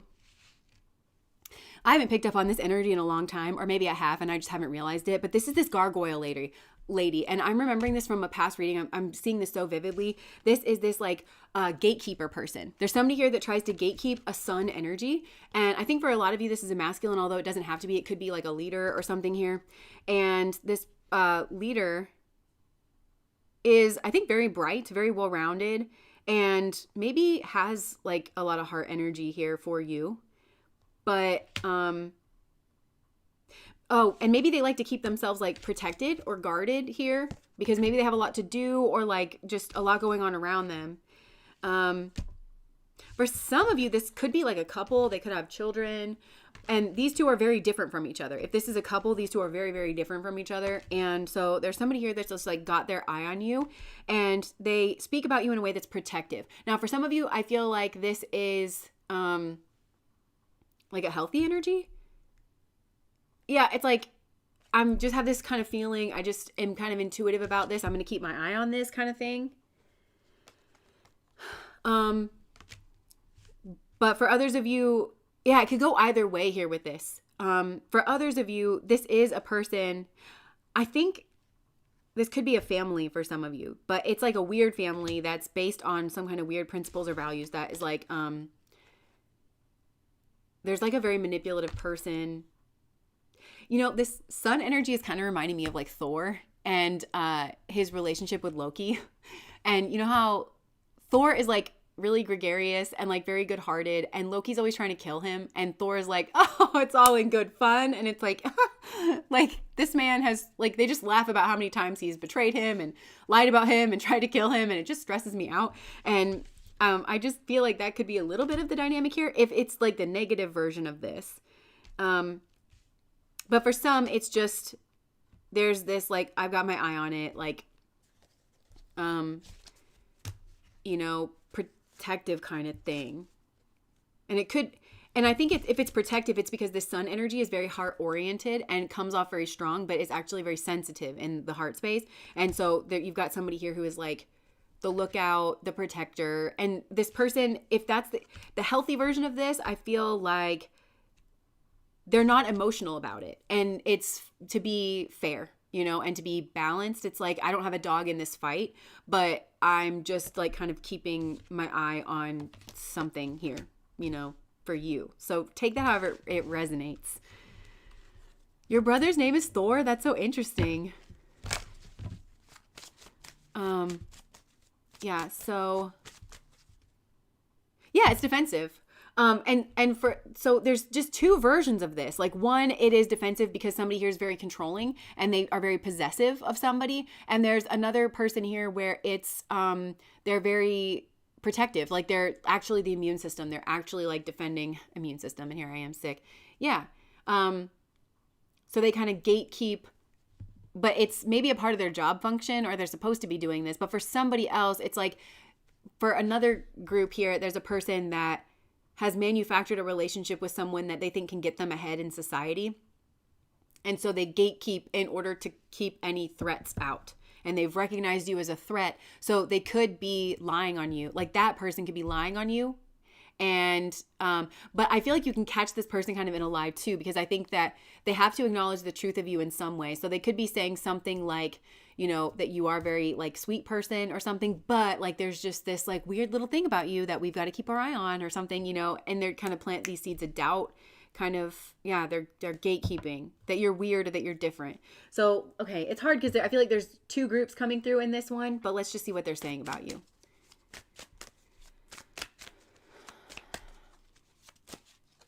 Brother, sister, we're all sick. Yeah, okay. Yeah, okay. Judgment. Okay, well, they could be saying that you're a Queen of Wands in some kind of capacity. That, yeah, I just feel like there's confusion about your energy. Like, what is it? What is it not? Like, or who are you? Who are you not? There could be some kind of friction, or there could be some kind of like not knowing if there's competition. That's what it is. And so again, I think for this well-adjusted energy, it's like, well, I just don't know if they're trying to profit off of you, or if they're trying to argue with you, or, you know, trying to compete with you or something. I don't know. So we'll just kind of keep an eye on it. But for this unhealthy energy, they're wondering if you are competition for them, like in regards of the lover's energy, and if you have some kind of like strategy or plan. But that would be them projecting on you, because that person's manipulative and that person had a strategy or plan to compete with other people via partnering with this particular kind of person, you know, that was them, and they're projecting that onto you, and then they're acting like they're confused. So this person might be confused about you, but it's just because they themselves are deceptive and untrustworthy. And so they can't admit that to themselves, and they can't admit that to this person that they're with and that they try to gain from and profit from. They can't admit that out loud. So instead, they have to draw these kinds of lines of doubt. And it's plausible deniability is what I'm hearing as well. So it's like they can say one thing. I think Alex was explaining this to me yesterday, but it was like they say the reason is for one thing that is socially acceptable or that seems above board, but the real reason is a different thing. And so that's that maladjusted couple here, whether it's a workplace couple and a boss and a assistant, or whether it's an actual couple, like, and I think they would have kids, or they behave like children for some of you. But yeah, so that's that maladjusted energy where it's like, well, I don't know, because really they don't know if you're competition. It has nothing to do with how good of a person you are or aren't. It has nothing to do with, you know, anything like that. But they could be, I think they could be trying to act as if they're the healthier couple. If it's the unhealthier couple, like, well, I just want to protect you because I know that you've got a lot on your plate, or you're, exhausted. And we used to pick up on that energy quite a bit. This, I call it power by proxy. I don't just call it that. It's a term that people use freely in the world.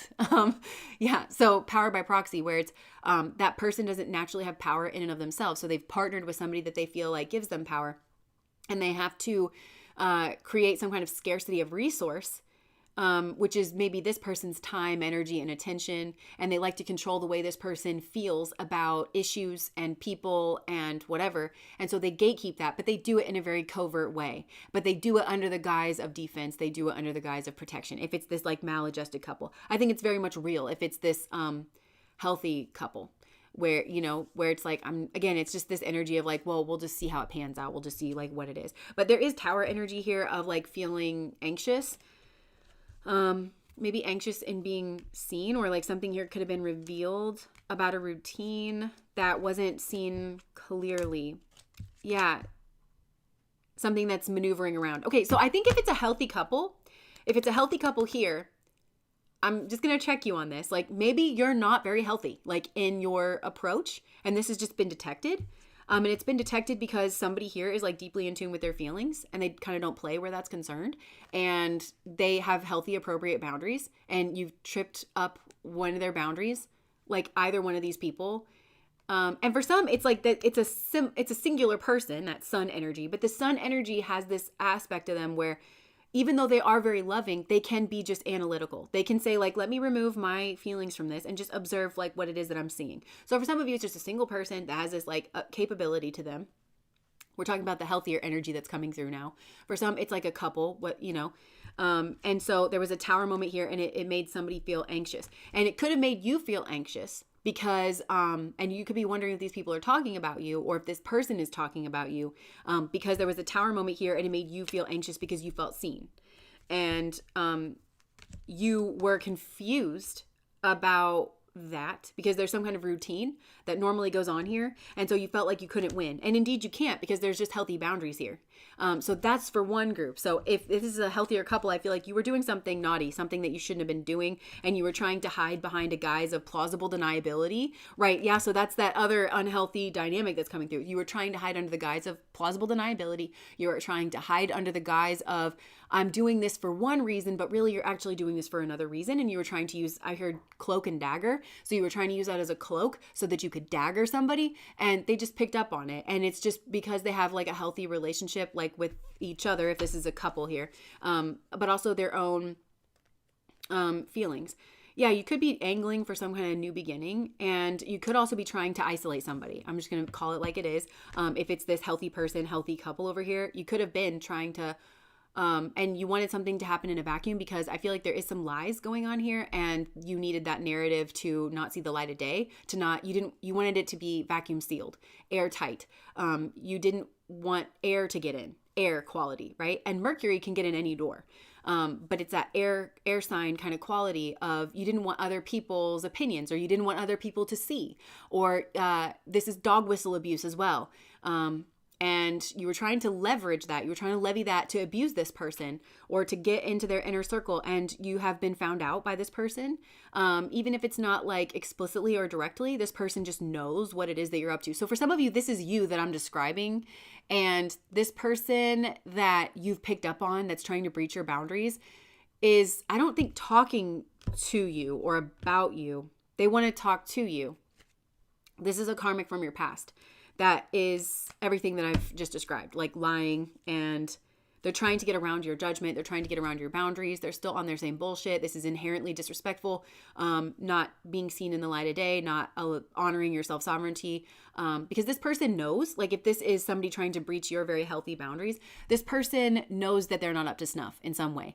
They know that they've crossed the line with you. They know that the way that they naturally are is unacceptable to you. They don't care that it's unacceptable to you. So they've tried to cloak and dagger themselves in order to maneuver around those boundaries. It's inherently disrespectful and rotten, and you're right to have your boundaries up, like here with this person. But the energies could be flipped, like for others of you, where that energy that is deceptive is actually this, like the apparatus that I'm talking about, like the leadership, or there's some kind of leadership energy, even if these people just lead their own home, or something like that, where everything that I just said, they want some kind of like, they don't want the air to get in. Like this manipulative person doesn't want the air to get in to their abuse victim that they are in some kind of close quarter relationship with, under the guise of, this very much reminds me of like the king of Gondor, not the actual king, but in Lord of the Rings, this is a Lord of the Rings reference. In the Steward Denethor. The steward Denethor, and he was like a steward king of Gondor, while the actual king, not Agamemnon, what was his name? Aragorn, was deciding not to be the actual king. Well, it was more complicated than that, okay, but we're not gonna go into that. So that slimy, wormy, weaselly guy that was like whispering lies into his ear and like sucking the life out of him, and like somebody here is trying to do that to the king of Gondor, or like the steward king, because they're trying to siphon resources and status, and so they don't want any air to get in, and you could have been air threatening to get in. And I feel like regardless of, there's a mirror effect here. So this nasty person could be trying like to project and trying to say or make you think, oh, this is what I was saying before. I hate it. I can remember when I was like, I can't stand it when somebody tries to get into your head to make you an enemy of yourself, and to make you not stand up for yourself, or think you have no right to stand up for yourself, or that you're quote unquote wrong. Right? Because the thing about making your own decisions as an adult is that you get to make your own decisions as an adult. You can be right, wrong, or indifferent, and there's still your decisions to make about where you put your boundaries, and never let anybody tell you any different. There's certainly ways that you can be misguided, but if somebody is trying to just like get you to not have a boundary, that is the most dangerous person that you can have around you. And I feel like that's what this person specializes in, is what I'm hearing. That's what this person specializes in: self-doubt, trying to get into your head. This is the kind of person that makes it a neutral affair. Like, there's no emotion in it, right? But in a bad way. So what I'm trying to say is like, they'll try to convince you that, how do I want to describe this? It's like that something's objectively right or objectively wrong, you making a certain call. But the fact of the matter is, you can just not like this person. But and it's like, I don't have to describe to you why I don't like you. I don't like you. I have a limited amount of time, energy, and attention. My life is my own to live. I choose not to live it around you. Period. Point blank. End of sentence. But this person is like, well, it's wrong to exclude people from your life. And it's wrong. Like, they make this argument as if they're presenting an argument to the court. You're a person. You don't operate like a court. You are a person. So you're going to make personal decisions. And this person tries to take that away from you through like a series of guile, and like, they try to make your personal decisions a matter of public opinion, and it's not.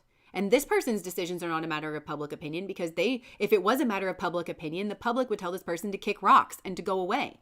But they clearly override that every damn day of their life. So like, this is a strong hypocrite energy, and it's just pin the tail on the jackass. It's like pin the tail on the hypocrite, because for some of you, you're like the stable person in the middle, and you're that sun energy. And the sun is like, you have your own philosophies, you have your own kind of realm, you know what you're doing. And maybe you have like a person around you, like a friend or something, that's helping you like manage your boundaries, or maybe you are this friend. Like, you could be part of a unit here, or this could just be an aspect of yourself where you've just observed something very naturally, and it's this hypocritical energy that you're keeping at bay. But for others, it's the exact opposite, where it's like there's this hypocritical energy in the middle of things with some kind of energy around it, and they don't want you to get in, because then it's going to reveal their hypocrisy, because they don't want the air to get in. So I hope this is making sense.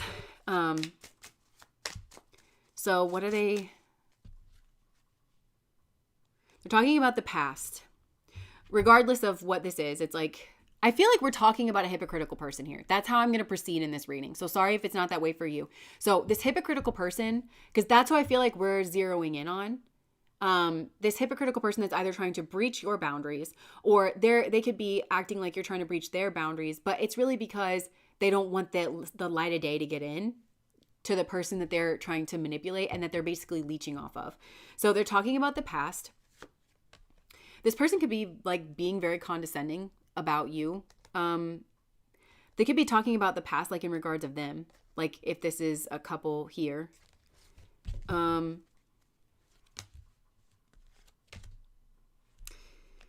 Okay. they're trying to distort your ability to see straight. And it could be, okay, so if this hypocritical energy is the abuser that's trying to isolate their victim, they're saying that you're trying to blow up their marriage. And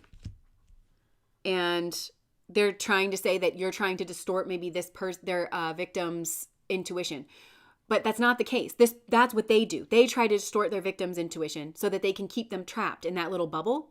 And they're trying to say, like, they're trying to get in between us. They're trying to ruin our marriage. And they're trying to distort your ability to see straight. Well, honey, this person ain't seen straight in a damn fucking long time. Okay? It's because they're with a tyrant that's used to basically telling them how to think and what they should feel. And so that's really who is trying to distort their intuition, and is trying to be competitive and to build a tower here that they thought was infallible. And that's really what's going on, but they're projecting that out as if it was you. And that's classic abusive move, right?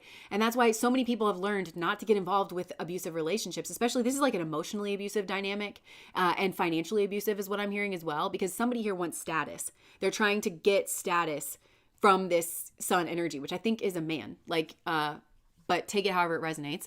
And so instead of, like, they don't want to get called out, basically. So they have to isolate their victim. I really think that this is probably somebody who's been isolated and they're far away maybe from their friends and family. Everybody else is wrong and only this person is right. And anybody who challenges the narrative or suggests a different point of view, because there's an agenda. Like, this person has an agenda around this person. And it's like they're trying to ruin us. They're trying to destroy everything that we have built, and we need to get away from them. And they could be trying to get this person to lash out at you. So horrible, horrible person. It's a clear-cut case of emotional abuse. And I feel like some of you have actually managed to get through to this person in some way. But okay, so that's the one hand. Now, if it's this hypocritical person that's trying to get in to this like particular dynamic, I think they could even be saying that they're trying to ruin like your relationship or your ability to see straight. And I don't know who in God's green earth they would be saying that to. Let's just ask. The Star. Somebody maybe at a distance that they're having like some kind of phone conversation with. Somebody. I just heard somebody on the side. So like it could be that this person is married and they're like in some kind of karmic relationship, or they could want a relationship with you. So they're wanting to like ruin your relationship and they want you to be single. So maybe it's not that they're trying to ruin your relationship. It's just that they're like maybe praying for a tower moment for you to be single. And then that way they can send you a message. But then look, this person's going to turn on you and like blame you and argue with you. These people are nuts.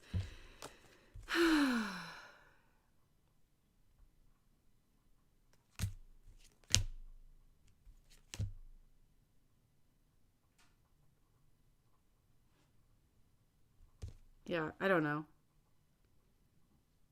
Or maybe I don't know. They also could be saying that they think that you're in a bad relationship or something. I don't know. This is confusing to me. It's a bunch of lies. It's a bunch of hooey.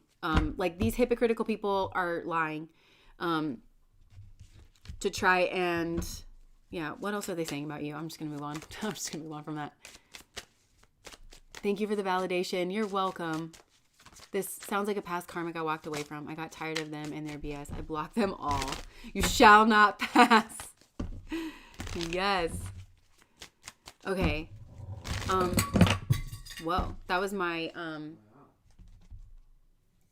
okay, it's funny. I just read a comment that said it's silly and made up, and then this, flew off the table, this compassion thing. So maybe that's what they're saying, that something is silly and made up.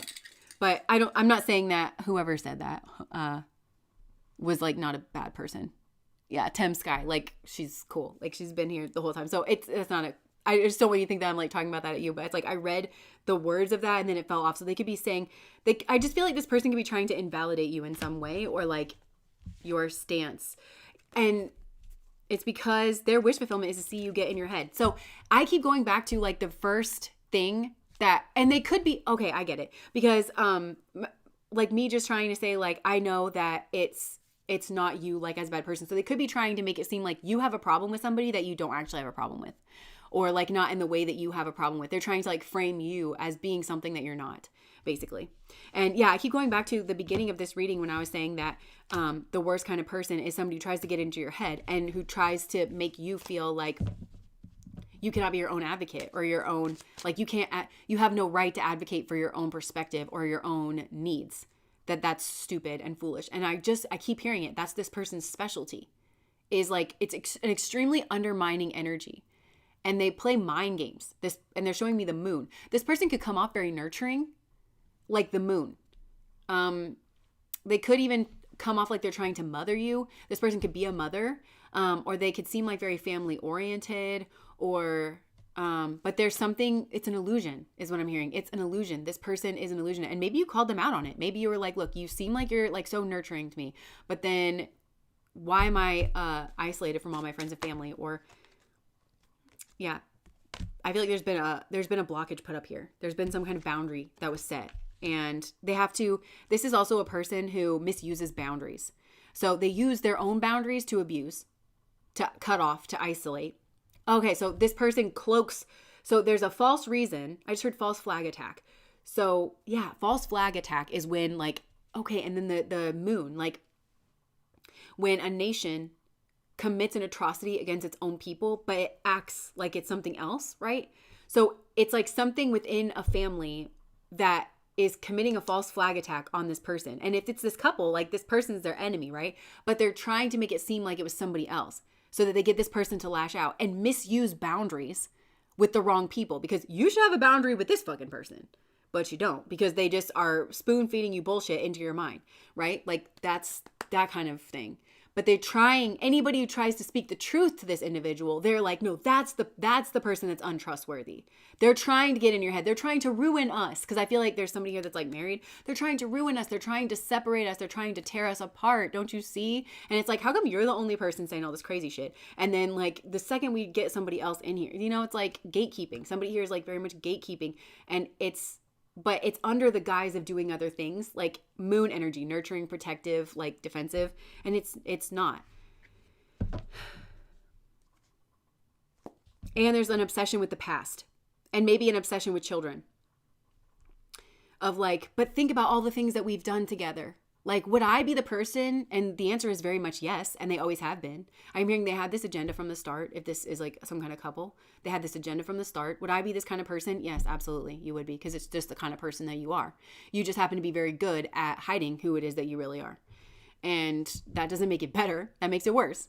So, yeah, there's some kind of like painful ending. And I feel like maybe this person knows that there's a painful ending on the horizon. If this person starts to wake up and smell the coffee is what I'm hearing, and start to realize what's actually been going on around them. And I think this person has, I'm hearing off-putting, like they've put off certain people that are like, this person is supposed to help. This like sun energy, I just heard king energy. This king person is supposed to be helping. It's their soulmate energy. So they have this person alienating soulmates in order to keep this like gross karmic decrepit person next to them that just weakens them at every turn and wants to leech off of them and wants to build their own tower of status and success. And for some of you, somebody wants to do this with you. And you could already be in a relationship. Or you could just be flat out not interested in this person. And they keep trying to bum rush in on you because they want to build up some kind of tower. And it's make-believe. And this could be a karmic from your past that you already know is full of shit. Yeah. And you've already called time on this. And calling time on this, you would have leveled up. Because I feel like, yeah, you ended a karmic cycle with this person, and some kind of spiritual inheritance has either come in for you or is on the way to come in for you. Because it's like your guides can't give it to you because this person is just going to blow through it. So it's like it can't come in while you're still churning away at that karmic cycle.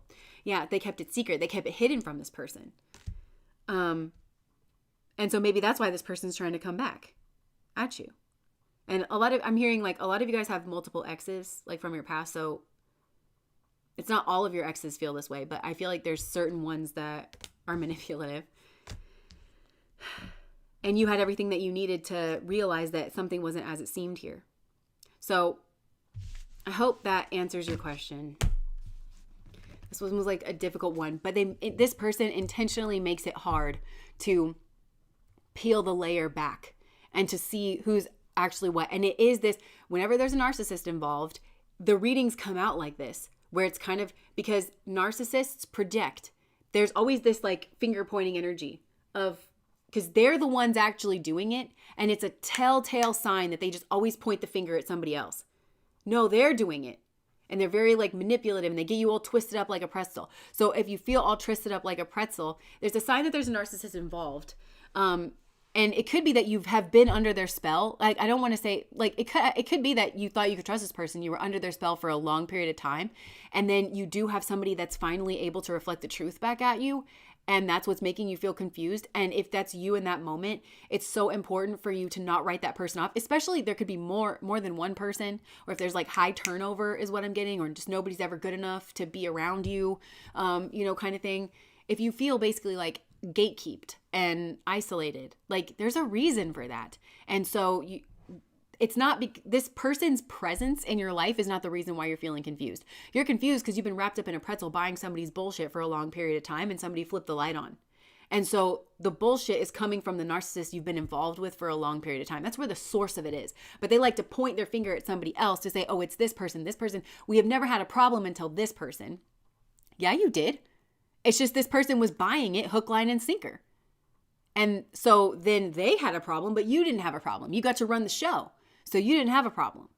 So, but there was a problem. There was always a problem. The problem just wasn't seen. It wasn't acknowledged, and it wasn't being dealt with. And now it is. And it needs to be, and it needs to be uprooted from the lie from whence it came. Right? So like that's one thing going on here. But there's definitely one involved in this one, because it's that finger pointing energy of like, oh, it's you. No, it's you. And I feel like this is why they say not to get involved with a narcissist and not to pick a fight, because they will outlast you, because their oxygen, their bread and butter is them telling lies. And they tell lies so efficiently because everything that they build on sand. And so it is like they're fighting for their life, and it's like they're fighting for their personality and their reputation, because they don't have character to fall back on like the rest of us do. So because they don't have good character, they have to lie through their teeth always to try to put forth this false reputation. Character and reputation are different. And you'll notice that a lot of times they go for the jugular in terms of your reputation, because that's what they're most afraid of, because that's all they have to trade on. But it will work where a lot of people are going to buy that bullshit whenever they try to throw dirt on your name. But you have character that you have already built with other people. And this person doesn't understand that. Like, why? Well, I don't understand why you don't just believe me when I tell you like this mad lie about like who this person actually is. And it's because you've built relationships and you've built character, and you have actually shown yourself to be something different to at least some people, where some people are like, no, like they'll just hear a lie about you. I think I told you guys that story where somebody tried to tell me a lie about my husband. Like this was like when we first started dating, and I knew immediately that they were lying. I just knew immediately, because I knew who he was. And it turns out those people are like not great people. I knew that about them too, like ahead of time. So you always have to consider the source. And there's a lot of that that's like kind of going on here. So I think that this is like smear campaign energy, a narcissist, but I think they have to be careful with you. This person has recognized that they have to be careful with you because you do actually have character behind you. And this person has none. And I think maybe I'm hearing like the tower is starting to fall, and people are starting to see this person, that they're a hollow shell is what I'm getting. Yeah, because that's from Talladega Nights. And it's Ricky Bobby and his wife Carly, and it's a very superficial relationship. And she, as soon as he starts having problems, she leaves him for his best friend and has no scruples about it, because she's just about herself. And she's like, what's going to happen to me? So she immediately like jumps the gun, jumps the nest, basically. So it could be something here like that, where something about this person's past, it's not adding up around this person, and they don't have character to fall back on.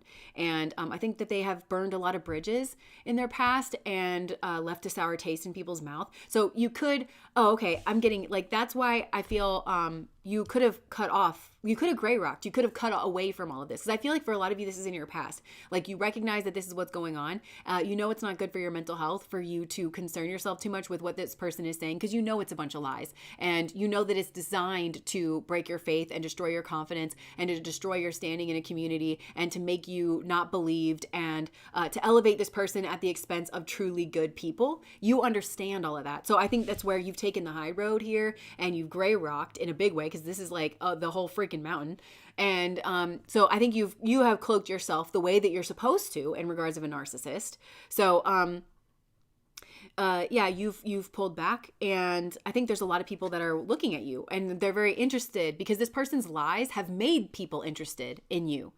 And Nikki, thank you so much for the super chat. Yeah, like they've made people interested in you, and and you're like in hermit mode. I feel like you are the hermit, and I think people can clearly see that about you.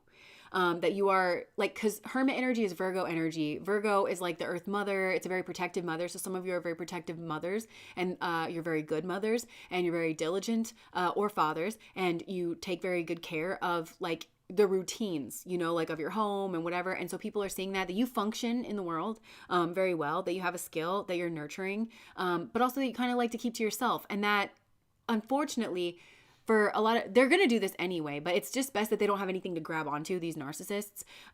But to them, they're like, ooh, I get a blank canvas, you know, to play around and to try to distort your reputation into anything that I want it to be, you know, when I think I've actually built some kind of stature for yourself. And there is something about a dignity. Like I'm hearing like, no matter how the wind howls, the mountain cannot bow to it, from Mulan. Like the fact that you're a mountain is not lost on people. The fact that you are head and shoulders above other people, you're strong, you are dignified. Like that means something about a person. And it doesn't mean that this is very Atticus Finch. Like, just because somebody likes to keep to themselves, like that doesn't make somebody a bad person. But I think somebody has tried to make somebody fear you because of that. Or they've tried to take the liberty of distorting you because you keep to yourself, or you have decided to keep to yourself. Because I actually think that you wouldn't keep to yourself as much if there was something safe. If this person was not around, if Satan was cast out, like you wouldn't keep to yourself so much. You actually would. You have this like actually very vivid, very beautiful personality, but you have learned that this person is around and that you need to kind of, and I think ironically they've drummed up a lot of attention around you, and people are starting to see the truth about that. So it could be that people are, I'm hearing weighted with bated breath. I don't know that they're necessarily talking about you, but they're watching what you're doing though. Like they're learning from you, and they're kind of undoing the damage that this narcissist person did to you behind their back. But it's just within each of these people, they're learning that they were wrong and that they were intentionally misled about you. And it's sort of shining a light on who this, not sort of, it's kind of slowly, as you are being revealed, so is this person being revealed for who they are and what they did and why they did what they did, you know? And it's because they're small on the inside. And it's because I think that there's a person here that they were trying to trap and isolate and abuse. And that could have been you. And so you could have removed yourself here. And so people are like, oh, like they, and they didn't want people reaching out and asking you questions directly. They wanted who you are to be in their hands, which is inappropriate. And I do think that there are people here who are learning that. Yeah, there's some kind of bird that just like shrieked through the sky. So I think somebody here could have been told, especially if this happened in a professional setting, somebody here could have had, some people could have been made to go to like a class or something where they have been explicitly like for some kind of certification, but they're taught that they need to follow up, is what I'm hearing. Like they need to follow up. They can't just be accepting the word of a liar. You know, they can't, if you've got one person making some kind of claim and another person making another kind of claim, they need to know how to investigate that. So maybe for some, like somebody here has been made to, I think somebody's been flat out told by an authority figure that like what right action is and how they should. It's like they've somehow been told that who you are as a person should be up to you. Like it should be based on your actions, and that somebody needs to speak to you directly. And if they have questions, they need to ask you directly. They shouldn't seven of swords around you. So this is just like really immature as well. Like I hope this isn't a professional environment, because there ain't nothing professional about it. But I feel like you're the last person that I would need. It's like you're supposed to have skills if you're a professional. And why don't these people? I feel like these are people that are just propped up and put in positions, but they don't necessarily have the skills. And I think somebody could have made it seem like that was you. But actually that was these people who I think you can tell very clearly by the way this was like not investigated, and the way that this was. it was like, it was investigated, but again, it's this cloak. We pretend investigated this, but not really.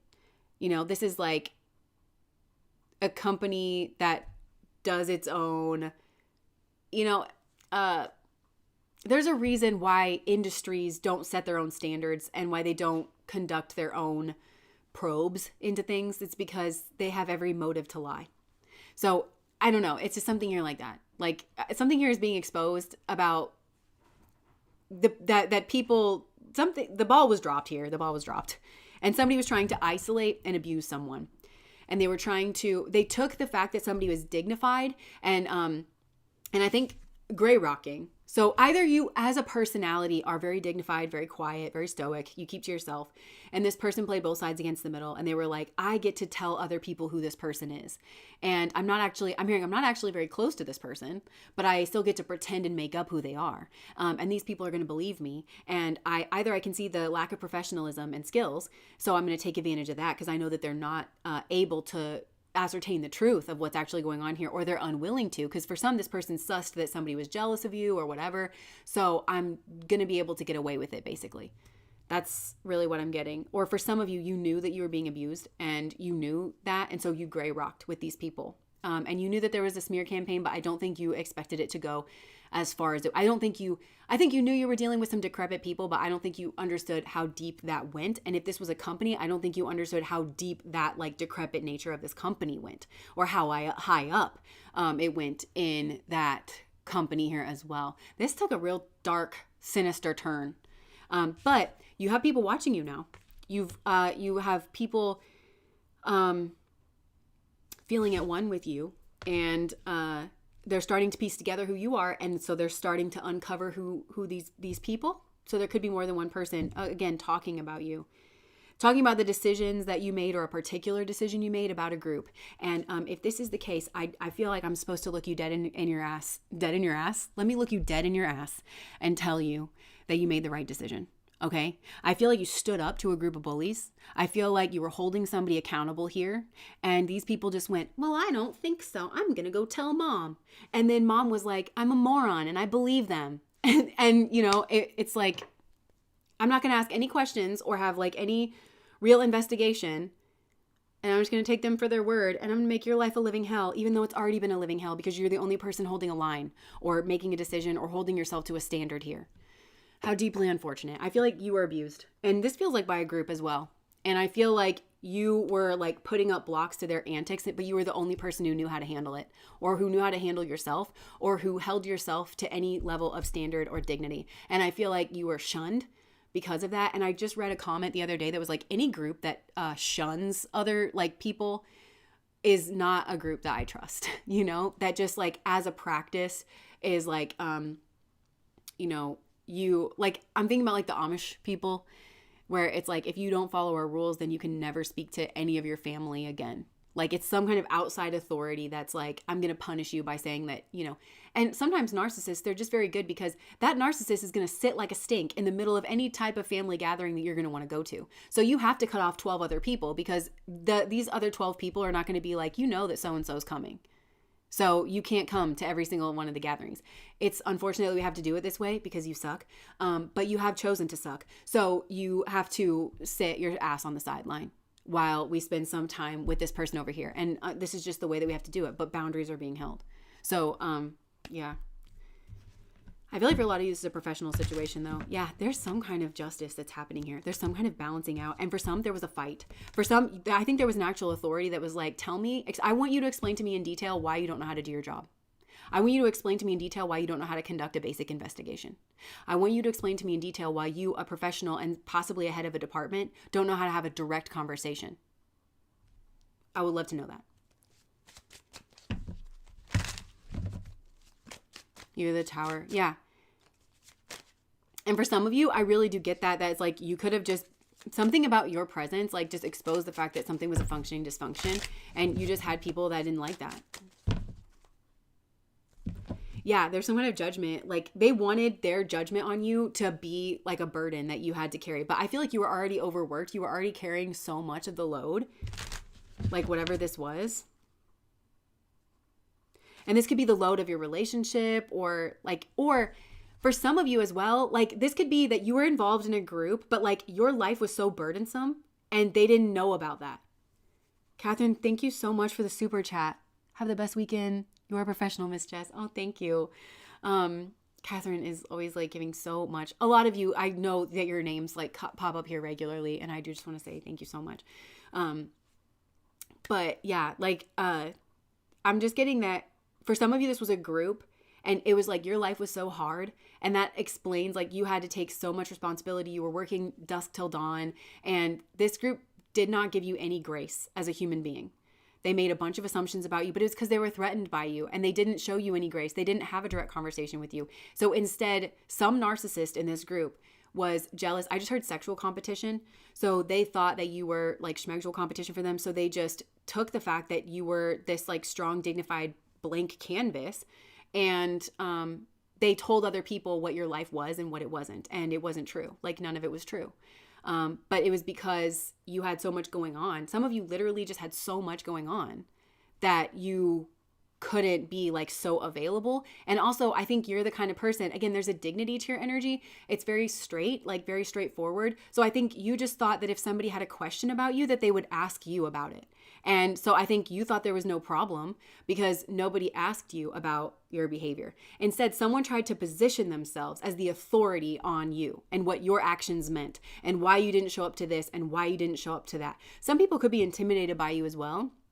So they were just happy to have some kind of an answer. And this person, who I really feel like did not know you all that well at all, put themselves in that position. They really just pulled it out their ass. Like they just pulled it out their ass in order to cause confusion. And all they needed to do was cause confusion in order to present themselves as an option. I feel like they wanted to present themselves as an option to someone here. This person is getting their karma. You are unbothered. I feel like you are getting some kind of wish fulfillment here, and it's leaving this person in their own head. But honestly, it's a monster of their own making. Because I feel like somehow you've clarified yourself. Like you're now in sovereign territory. You've made a dream come true. You've put this to bed in some kind of way. And now this person is feeling restricted. And I think that doors could be closing on this person where people are like, I don't really want to hang out with you considering that you're a liar and considering everything that you said about pile number 3. What are you saying to people about me? That's intelligence right there. What are you saying to people about me? Because this is a person that will just turn on you in the drop of a hat. They feel like they can gain something. If they feel like you're getting a little too far ahead of them, that's when this person's going to start lying on you. Because I think a lot of people are realizing that this person felt threatened by you, or they wanted something that you had. And so this person is saying lies. But I think you know it. And I think you've removed yourself from the situation.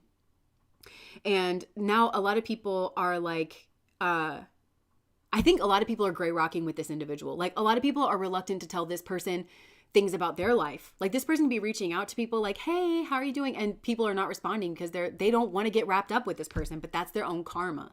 And this person could actually be blaming you for like the ending. I'm sorry. Nobody should ever be blamed for ending a relationship with a person like this. This person's completely spiritually unawakened. They're also playing the victim. They don't know which way to go. This person had like a karmic crossroads, and it was what was going to end, their trash ass behavior or their relationship with you. And I actually feel like this initiated some kind of karmic repercussion because they were not to treat you the way that they treated you. I actually think this group's spiritually high ranking in some way, and you were a test. This was a karmic test, and I just heard now they're really feeling it. Yeah, it was a test about their strategy here. They had it all planned out is what I'm hearing. They had it all planned out, and they thought they were going to come up smelling of roses. They thought that they were going to weave a bunch of lies about you and that they were going to be seen as like the hero or like the next best option or something. But I think they got blocked, actually.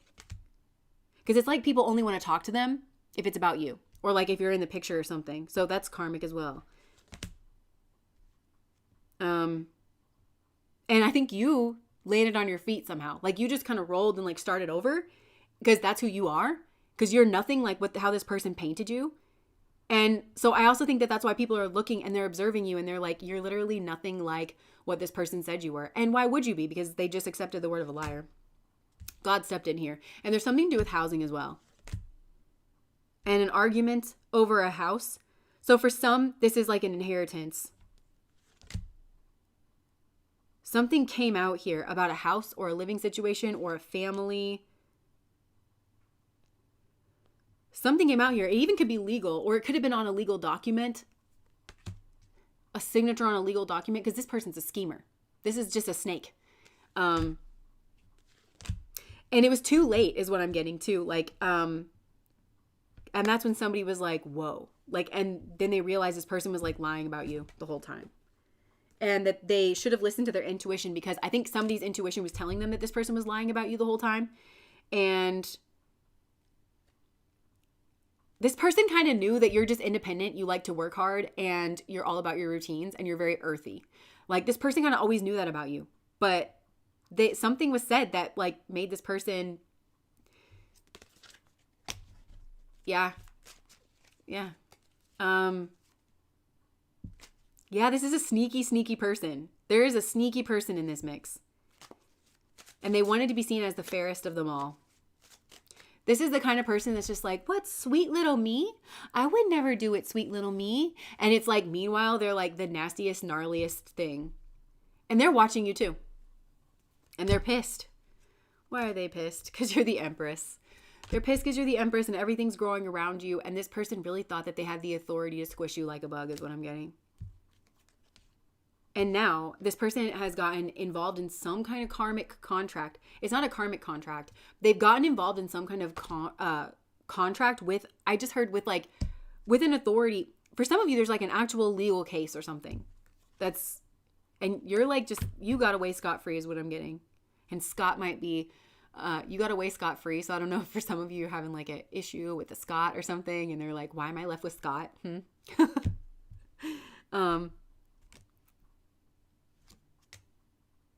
This person is mad because now they're on the defense. And they never expected that. But honestly, this person needs to take it up with God. Okay? Because that's what every single person who has a strategic mindset, that's their karma, okay? Is you're never going to outmaneuver like the forces of life and the forces of God. You can never think about all of the different variables that are involved. My dad used to say, like, whenever we watch those like detective shows or something, he's like, I don't understand why people commit crimes like this, because literally God can just like make you sneeze or have a nose hair fall out, and then they've got you. They've got you.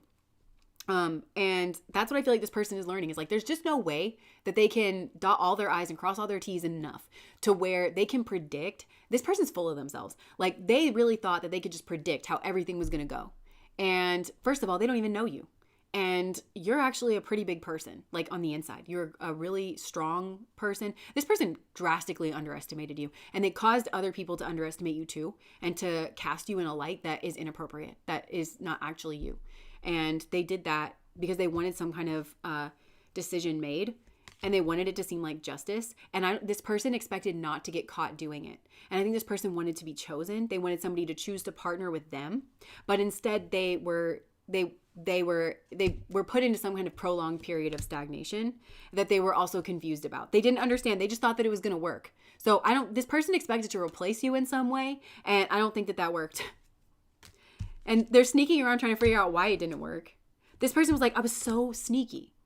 Like, how did this happen? But it's because you're the hermit. You keep coming up as the hermit. You are much, much more than what this person ever gave you credit for, or anybody else gave you credit for. And it's starting to show, because that's the truth. And God is truth, and the truth always prevails. And what's done in darkness will come to light. Even if you get away with something for a while, eventually it's going to come out.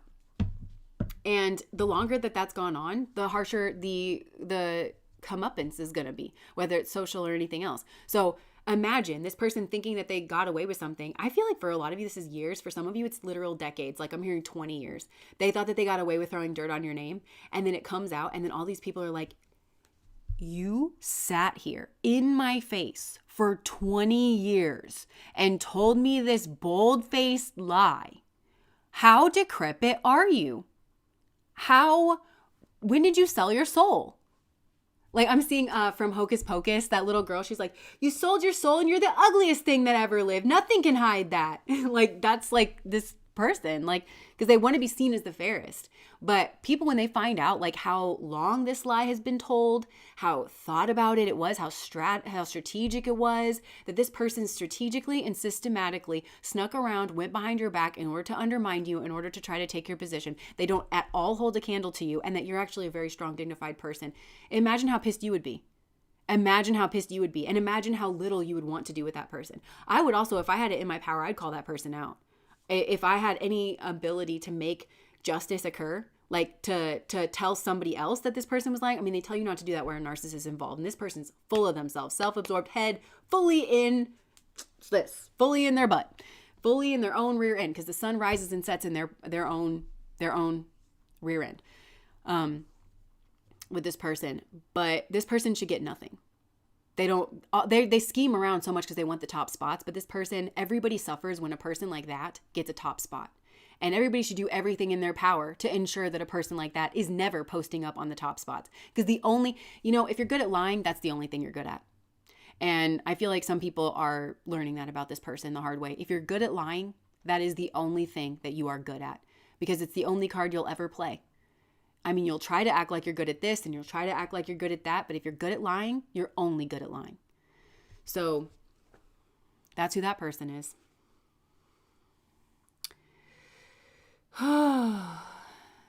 That could be your ex-husband. Whole system needs a revamp. 22-year marriage. I can't financially find a way to leave. I rent the back bedroom from him. Our children are finally seeing he controlled my narrative. I'm so sorry, Mandy. That's such a hard situation, and like to have to live there too. Yeah. You're so frustrated. I bet. Ugh. My parents did that for a while. It was a nightmare. Like when they first separated, like one of my parents lived on one side of the house, the other one lived on the other side of the house. It was horrible. Because, like if you're divorced, I think a lot of lawyers are like, don't leave the house, because if you leave the house and you leave the kids, then it's hard to come back from that. So everybody's got to duke it out for a while. Liars miss the lessons because they don't walk through the lessons. Instead, they deflect or cover them up. Yeah. And the reason they do that is because their values are in the wrong place. I'll take my lickings. Just like I did when I heard that like really rough reading and I was like, yeah, I do all of this. I'll take my lickings because I value trying to become a better person. And I'm not going to hit the mark all the time, but I also don't want to hide behind that as an excuse, but that's where my values are. A liar just wants to post up on the top spots. They don't actually care about being good at anything. They don't care about actually being skillful. They don't actually care about being the best. Wanting to be the best is not actually a bad thing. A lot of times it makes somebody extraordinary. And we need extraordinary people, or at least just strong people, because if you want to be the best at something, even if you're never become the best, you can become so proficient, you can become so good at something, and that's always going to be valuable, But liars that just want what they want, and they never get good at anything, and they just become this burden, this leech on society itself, but also like anybody that they're ever around. And all they care about is themselves, because all they have the bandwidth to care about is themselves, is because they're always trying to save face. And to me, that sounds like an absolute miserable way of living. And I have way too many things that I want to achieve in my life. And honestly, if that's the kind of person that you are, or if that's the kind of person that you want to keep around you, more power to you. I'm exhausted thinking about it, and I have way too many things that I'm trying to do. So no, and I feel like that's how you agree. That's how, like, I think like you guys agree too, with that. So game over. Yeah. Sending love to this pile. So that's unfortunate. But I feel like also this is the kind of energy, this is like the tortoise and the hare. I feel like you're the tortoise. And I also want to say too, like, I feel like you were maligned. I feel like you had a smear campaign ran against you that you may or may not have even known about. Like, you could have just wondered why people were treating you badly. Oh, also, I shared on Patreon yesterday. I think it was yesterday. I'm not feeling well, so everything's running together. But it was a Dr. K video on female bullying and why female bullying is so hard to spot. And somebody else had already shared that in your Patreon chat too. Oh, they did? Yeah. Okay, so yeah, because I think it's a fairly new video. So we were all just like right there. And I feel like this group could have experienced that, like, female bullying. That's like, again, very difficult to spot. And I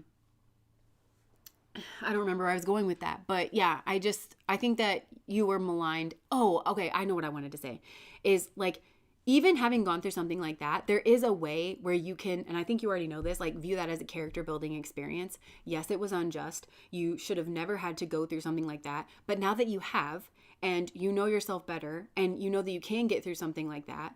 And for some, it's like, that whatever this person was so desperate to try to steal from you, because that was like their entire identity, and they just didn't know how they were going to put their life together unless they had that person that you had, or that job that you had, or that reputation that you had.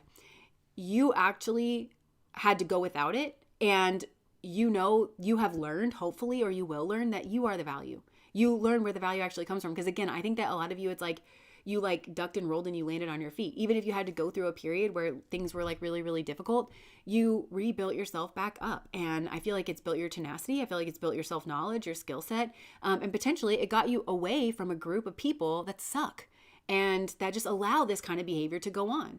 And that's always going to be a win. So it's something that has still like built you up to be your best. Like, even though this was an unpleasant experience and you would never want to repeat it, and you should never have had to go through it in the first place, I feel like it's put even more of a distance between you and like these nasty people that were encouraging this or participating in this or doing this to you, because they're so small that they couldn't imagine, like they don't know their own worth and their own value unless they try to take something from you. This is also somebody, I feel like their karmic lesson is having to learn that even if they managed to, well, some of them, they didn't even get what they wanted anyways. They tried to undermine you and they just thought, I'm undermining you and then I'm putting myself in the position where I'm just the natural next choice. And then they weren't. And that was a tower moment for them, probably, realizing that they weren't even, I'm hearing from Mean Girls, like, and he still doesn't want you. So why do you keep going at it? I'll tell you why. It's because you're a mean girl, Katie. You're a mean girl. You know, why? Yeah. Like, so why are you still trying to torture her? Yeah. It's like something here like that, you know? So, and that even like having that certain thing, because I think there are certain souls that are like, well, if I had that person as a mom or a dad, or if I had an inheritance, or if I had that particular job, then I would be that way too. And then I think for some, like if they weren't able to get something like that from you, they didn't. They turned it into shit because this person is somebody that turns something gold into shit. And it's their guides have been trying to get them to understand that it's them doing it and that they need to build themselves up from the inside out, and they've refused to listen. So in a way, they had this kind of like reverse karmic experience where they were allowed to have everything that they wanted, everything that they thought they had, that they thought was the answer. They thought they knew better than their guides. This person is really full of themselves. So it's like, hey, you thought that if you had this or if you had that, that it would just be the answer and you'd have everything that you ever wanted. And it just turned out not to be the case. And they had to learn that the hard way. And then here you didn't have that thing and you built it up yourself anyways, and you landed on your feet and you came somehow, whatever this person did to you, you managed to come back from the brink, and the truth about you managed to come out too. And that's because you work with God and this person does not. I don't care what this person thinks. They align themselves with dark forces. This person colludes with darkness. And that might be hard to look at too, but by God, you need to do it so that you can rejoin the rest of us in the light, you know? And we're more than happy to have you if you know how to act. And you can't be sabotaging people and you can't be lying about people. You certainly understand that it's illogical to keep someone like that around you. So, yeah. It's been my normal. I'm in my 40s. I've never had someone have my back ever to this day. I'm ready for loving connections in my day-to-day. Yeah. Right? They're like anti-alchemists turning money into shit. You probably meant poop, but you know I'm in a mood. I always get in a mood. I say that a bit lately. You will not pass go. You will not collect $200. Yeah, let karma play itself out. And I think a lot of you are just learning to trust the process, and that, I don't know, I feel like there's a bright, beautiful door for you to walk through, and you needed to know that. You needed to know that if this person keeps putting crap out into the world, they're going to get it back. And if you keep putting, like, you have to trust in God and trust in karma. If you keep putting good into the world, eventually, like, it's going to come back. But it is you making your own luck. So anyways, that's what I have for you there. We've kind of trailed off, haven't we, during this reading quite a bit, but we'll still do the general messages. Where did this go? Okay. You know what? I have this walnut bowl for those of you who are new here, and I just wanted you to see it real quick for no reason in particular. All right, I'm just gonna get some of these. All right, general messages, new energy, spirit.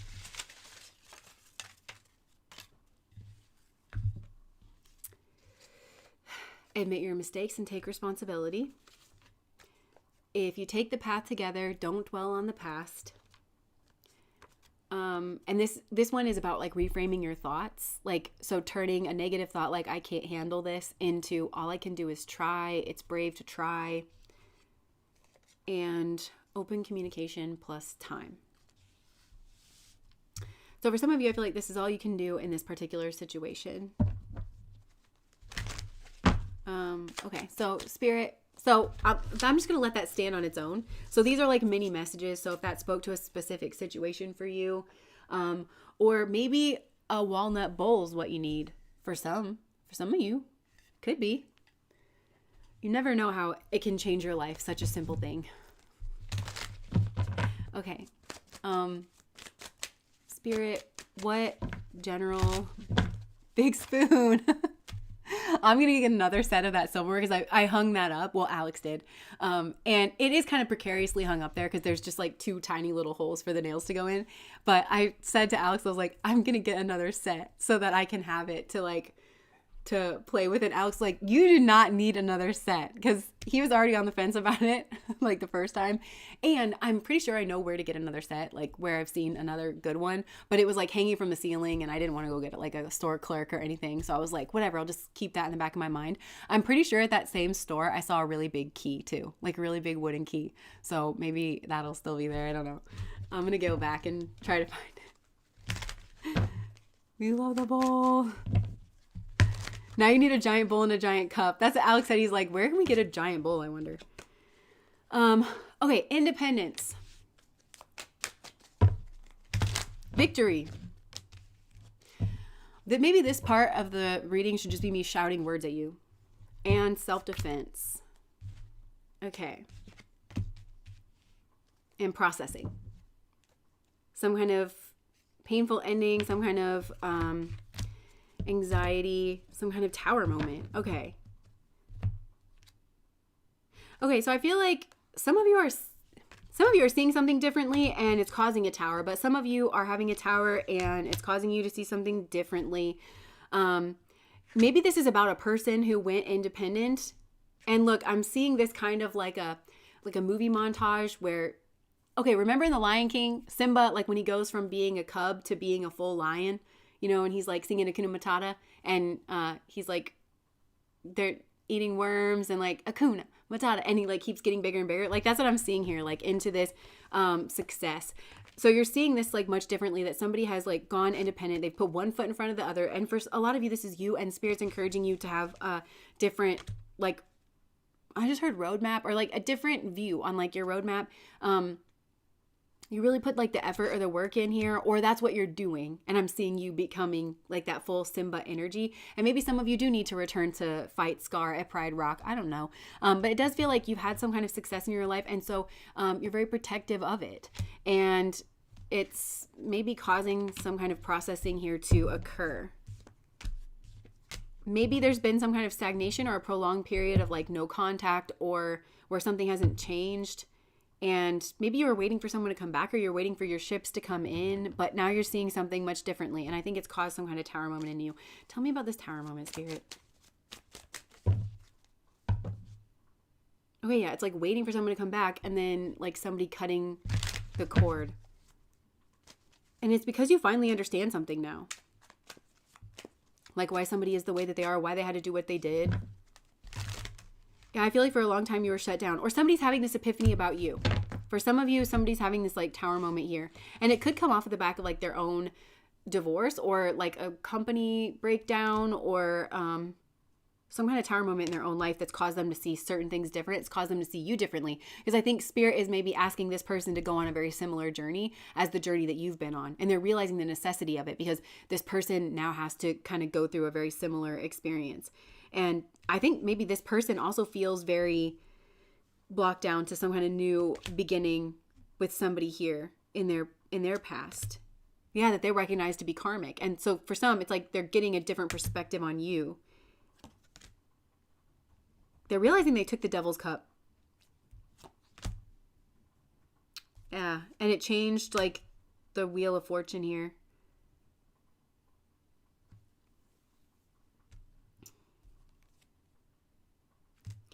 I feel like this person is kind of like Job in the Bible right now, just like wanting to argue with God, or I feel like they've just been very loudly messaged that they didn't see that they trusted the wrong person. And maybe this is you as well, that you trusted the wrong person when it came to this person. Something here has like shocked the system. And this is karmic. This is like a karmic rebalancing. I'm hearing spirit is actively pissed. Like not God energy, because God is like loves all of us and is very neutral, you know? But I think like that doesn't mean that the forces that be are all of a sudden moronic and can't see like when some like truth of when someone's been wronged. I do think there's a certain amount of like high level beings, like some kind of high level beings. They're actively pissed about the way that somebody was treated here. Yeah, that's Queen of Pentacles.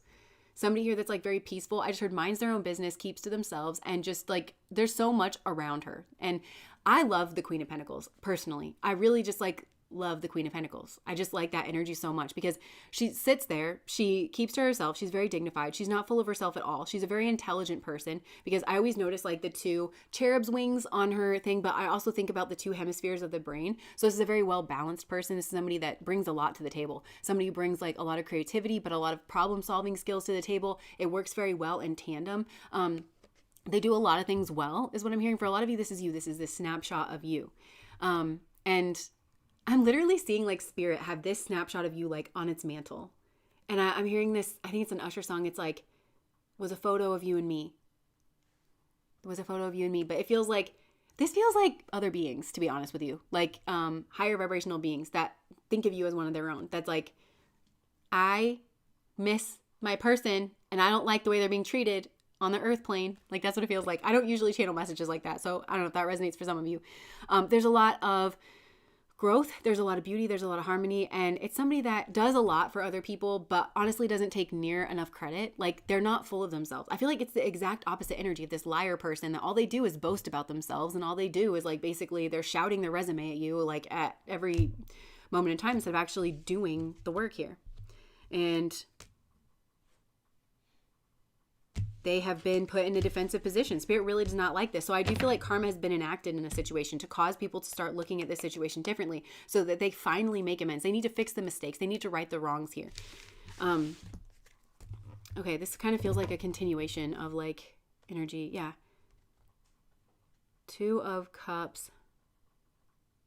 Oh my gosh, this just feels like a continuation of energy. Like the sneaking around got somebody tied to an energy that they did not want to get tied to. Somebody that made very quick work of deceiving them. This is somebody full of themselves. And spirit put that person in this person's path. And for some of you, it's because they took too much from you. And because they didn't believe you. And because they disrespected you. They had to experience that as well. Okay, I want to put that down though. Let's just compassion. Okay, new energy. New energy. Let's get the angel deck. Okay, actually there's too much nudity, like really crazy nudity in that deck for some reason. We'll get this deck. Okay, what is visions of codependency and depression? Okay, I think we're going to have to leave this here because it just kind of keeps going around and around. Somebody here is in a relationship that they didn't want to be in because of karma, and they're feeling depressed, and or they partnered up or they paired up with somebody here. I don't know. Do you have anything else that you want to say to us, Spirit? Anything else?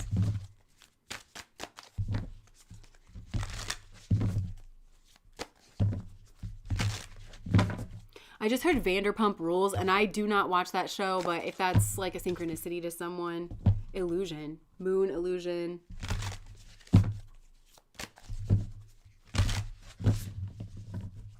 Oh, it's pile 3 on the screen. Sorry.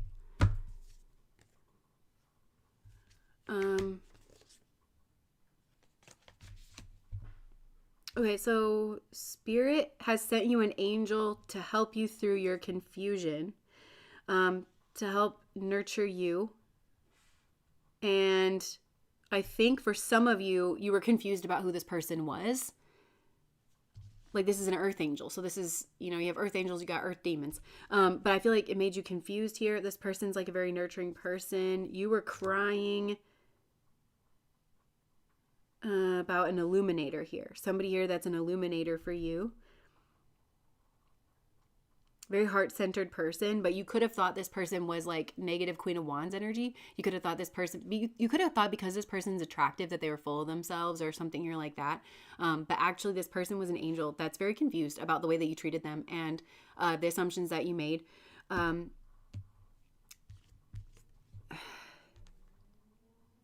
We got the King and Queen of Stars here, which is the King and Queen of Wands in this deck.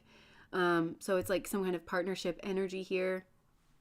We've got progress and sorrow. And I feel like this was what you were confused about, like progress and sorrow.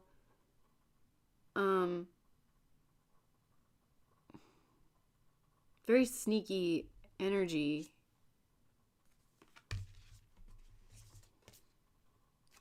For some of you, okay. I'm just going to say this last thing and then we're just going to wrap it up. So for some of you, I don't know if you're dealing with a person like this, but somebody who sneaks around, right?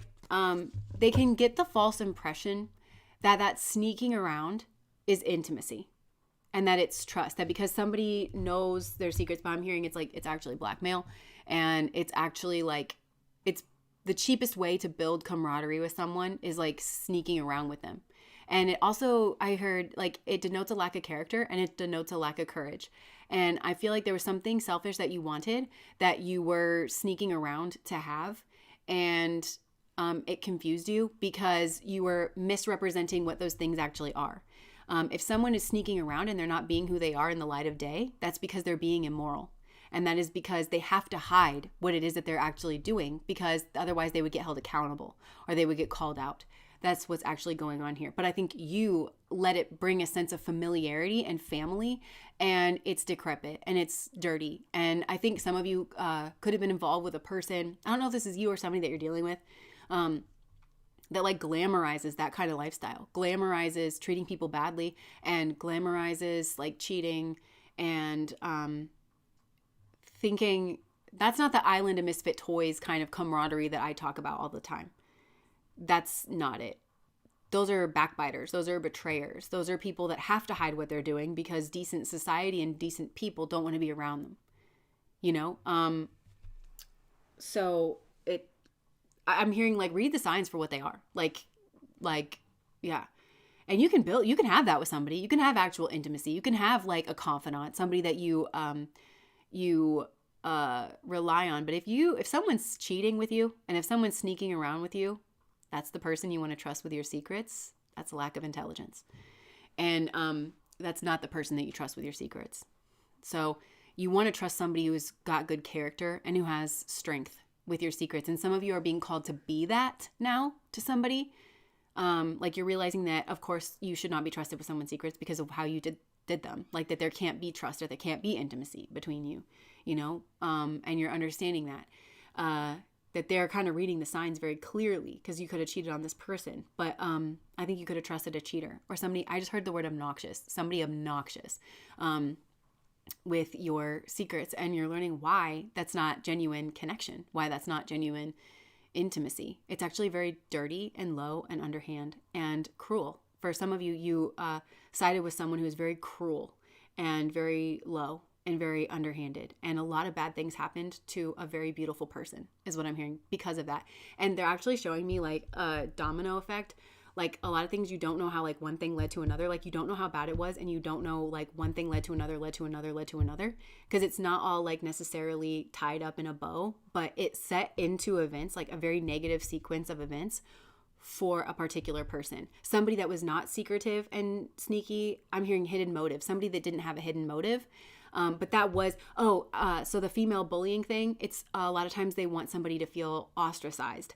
So they won't invite them to the parties and then they'll act like it's because they aren't good enough to be invited to the parties. Like, well, maybe nobody likes you and that's why you don't get invited to the parties. It's very mean girls. Like whatever is going on here. It's a way to like kind of flip the script. So I think you're starting to see that, or you're meant to see that. And you're meant to see also past that and to see what a healthy relationship looks like. How not, if you sometimes all we know is how not to do something. So now you've learned how not to build intimacy. It masquerades as intimacy. It masquerades as like kinship, but it's not real. And in fact, it's colluding with like dark forces, and people are doing nasty things to people behind the scenes. And I think you realize that. And I think you realize that you don't want to do that anymore. And so that's the first step on the way to learning how to build genuine intimacy and genuine connection. Somebody could have come to you and said something like, well, I've never really told anybody this before. And then they proceeded to tell you a lie. And you thought, see how that's like one way that when somebody wants to keep something in an airtight vacuum, well, you were entrusted with that person's secret, or something. So it's just be careful who you trust. Things should be perking up on your radar at the very least, And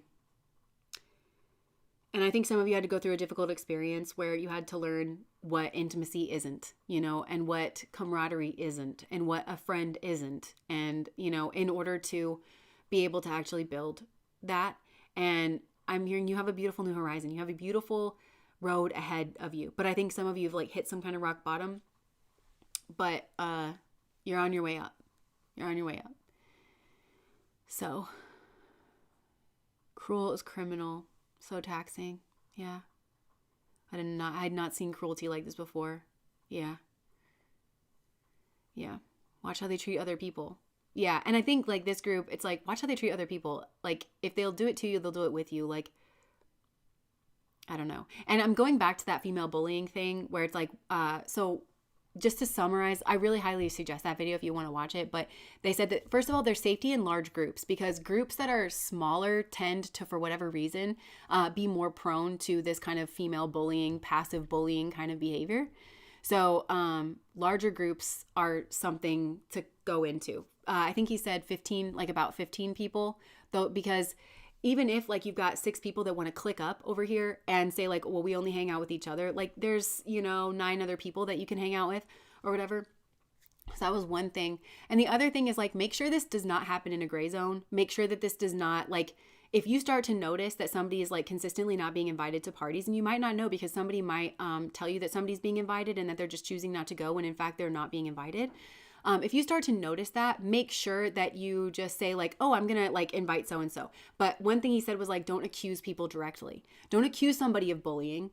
But just always like, oh, I'm going to invite so-and-so because I haven't seen them around. And I would hate for them to think that we don't like them.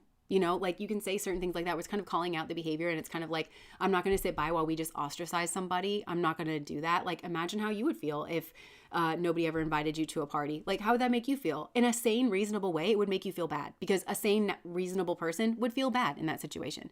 So I think some of you are learning how to deal with female bullies as well, or that female kind of aggression that can so often like fly under the radar because it's that cloaked energy of like, I'm really saying that it's one thing that I'm doing, but I'm actually doing another thing, So it's just paying attention to like kind of what's going on. And the way to combat a female bully, as well as what he said, is that you bring in the group. The way to do it is because a lot of people do know what's going on. And he says that a lot of us know what's going on, whether or not we say it. It's this plausible deniability. It's this, I'm not personally accountable. Like anybody could have invited you to the party, but really everybody knows that there's a weird energy and so people kind of know what's going on. So if you allow people to do the right thing by suggesting it, a lot of people want to do the right thing. So it's just, putting it out there in a way that's like indirect and shows what a lovely person you are, and that you really only want to be a part of groups that are lovely and kind and not trying to do this weird thing to somebody. Yeah. Why we can't hang. Avoid the crowds, walk in faith. Yeah. One thing that he said like about the larger groups too that I found interesting, he's like, you might feel traumatized after you've been bullied in this like kind of female bullying kind of way. It might make you feel like you don't trust people. So you might actually not like to be around people as much. It's actually one of the signs that you kind of pull away from being in crowds. And ironically, those bigger groups of people is where you are more likely to be more safe. So you might gravitate more towards these small groups, but the small groups tend to be cliquey. And just notice where people tend to be cliquey. Why this group of people only hangs out with each other. It's really not something you want to be a part of, because it can show like, unless they've known each other since like grade school, or unless there's some kind of like reason that you can kind of see, it's kind of a bad sign, So, okay. that's what I have for you guys. I think I'm going to wrap this up. Thank you so much for being my people. Thank you guys so much for being here on a Friday. Sorry if this was rambly, not feeling the best. Thank you guys all for your super chats. Thank you guys for being on Patreon. We've got a Patreon video coming for tomorrow. I still have a couple piles to finish, and I imagine I'll get that done today. But if I don't, just know that it's because I'm not feeling well, and I'll have it up as soon as I can. But I imagine it'll go up tomorrow. And we're doing Single as a Pringle, this chapter of your love life into the next. So that is what I have for you. Thank you guys for being here. I'm gonna eat something. I hope you eat something, and bye.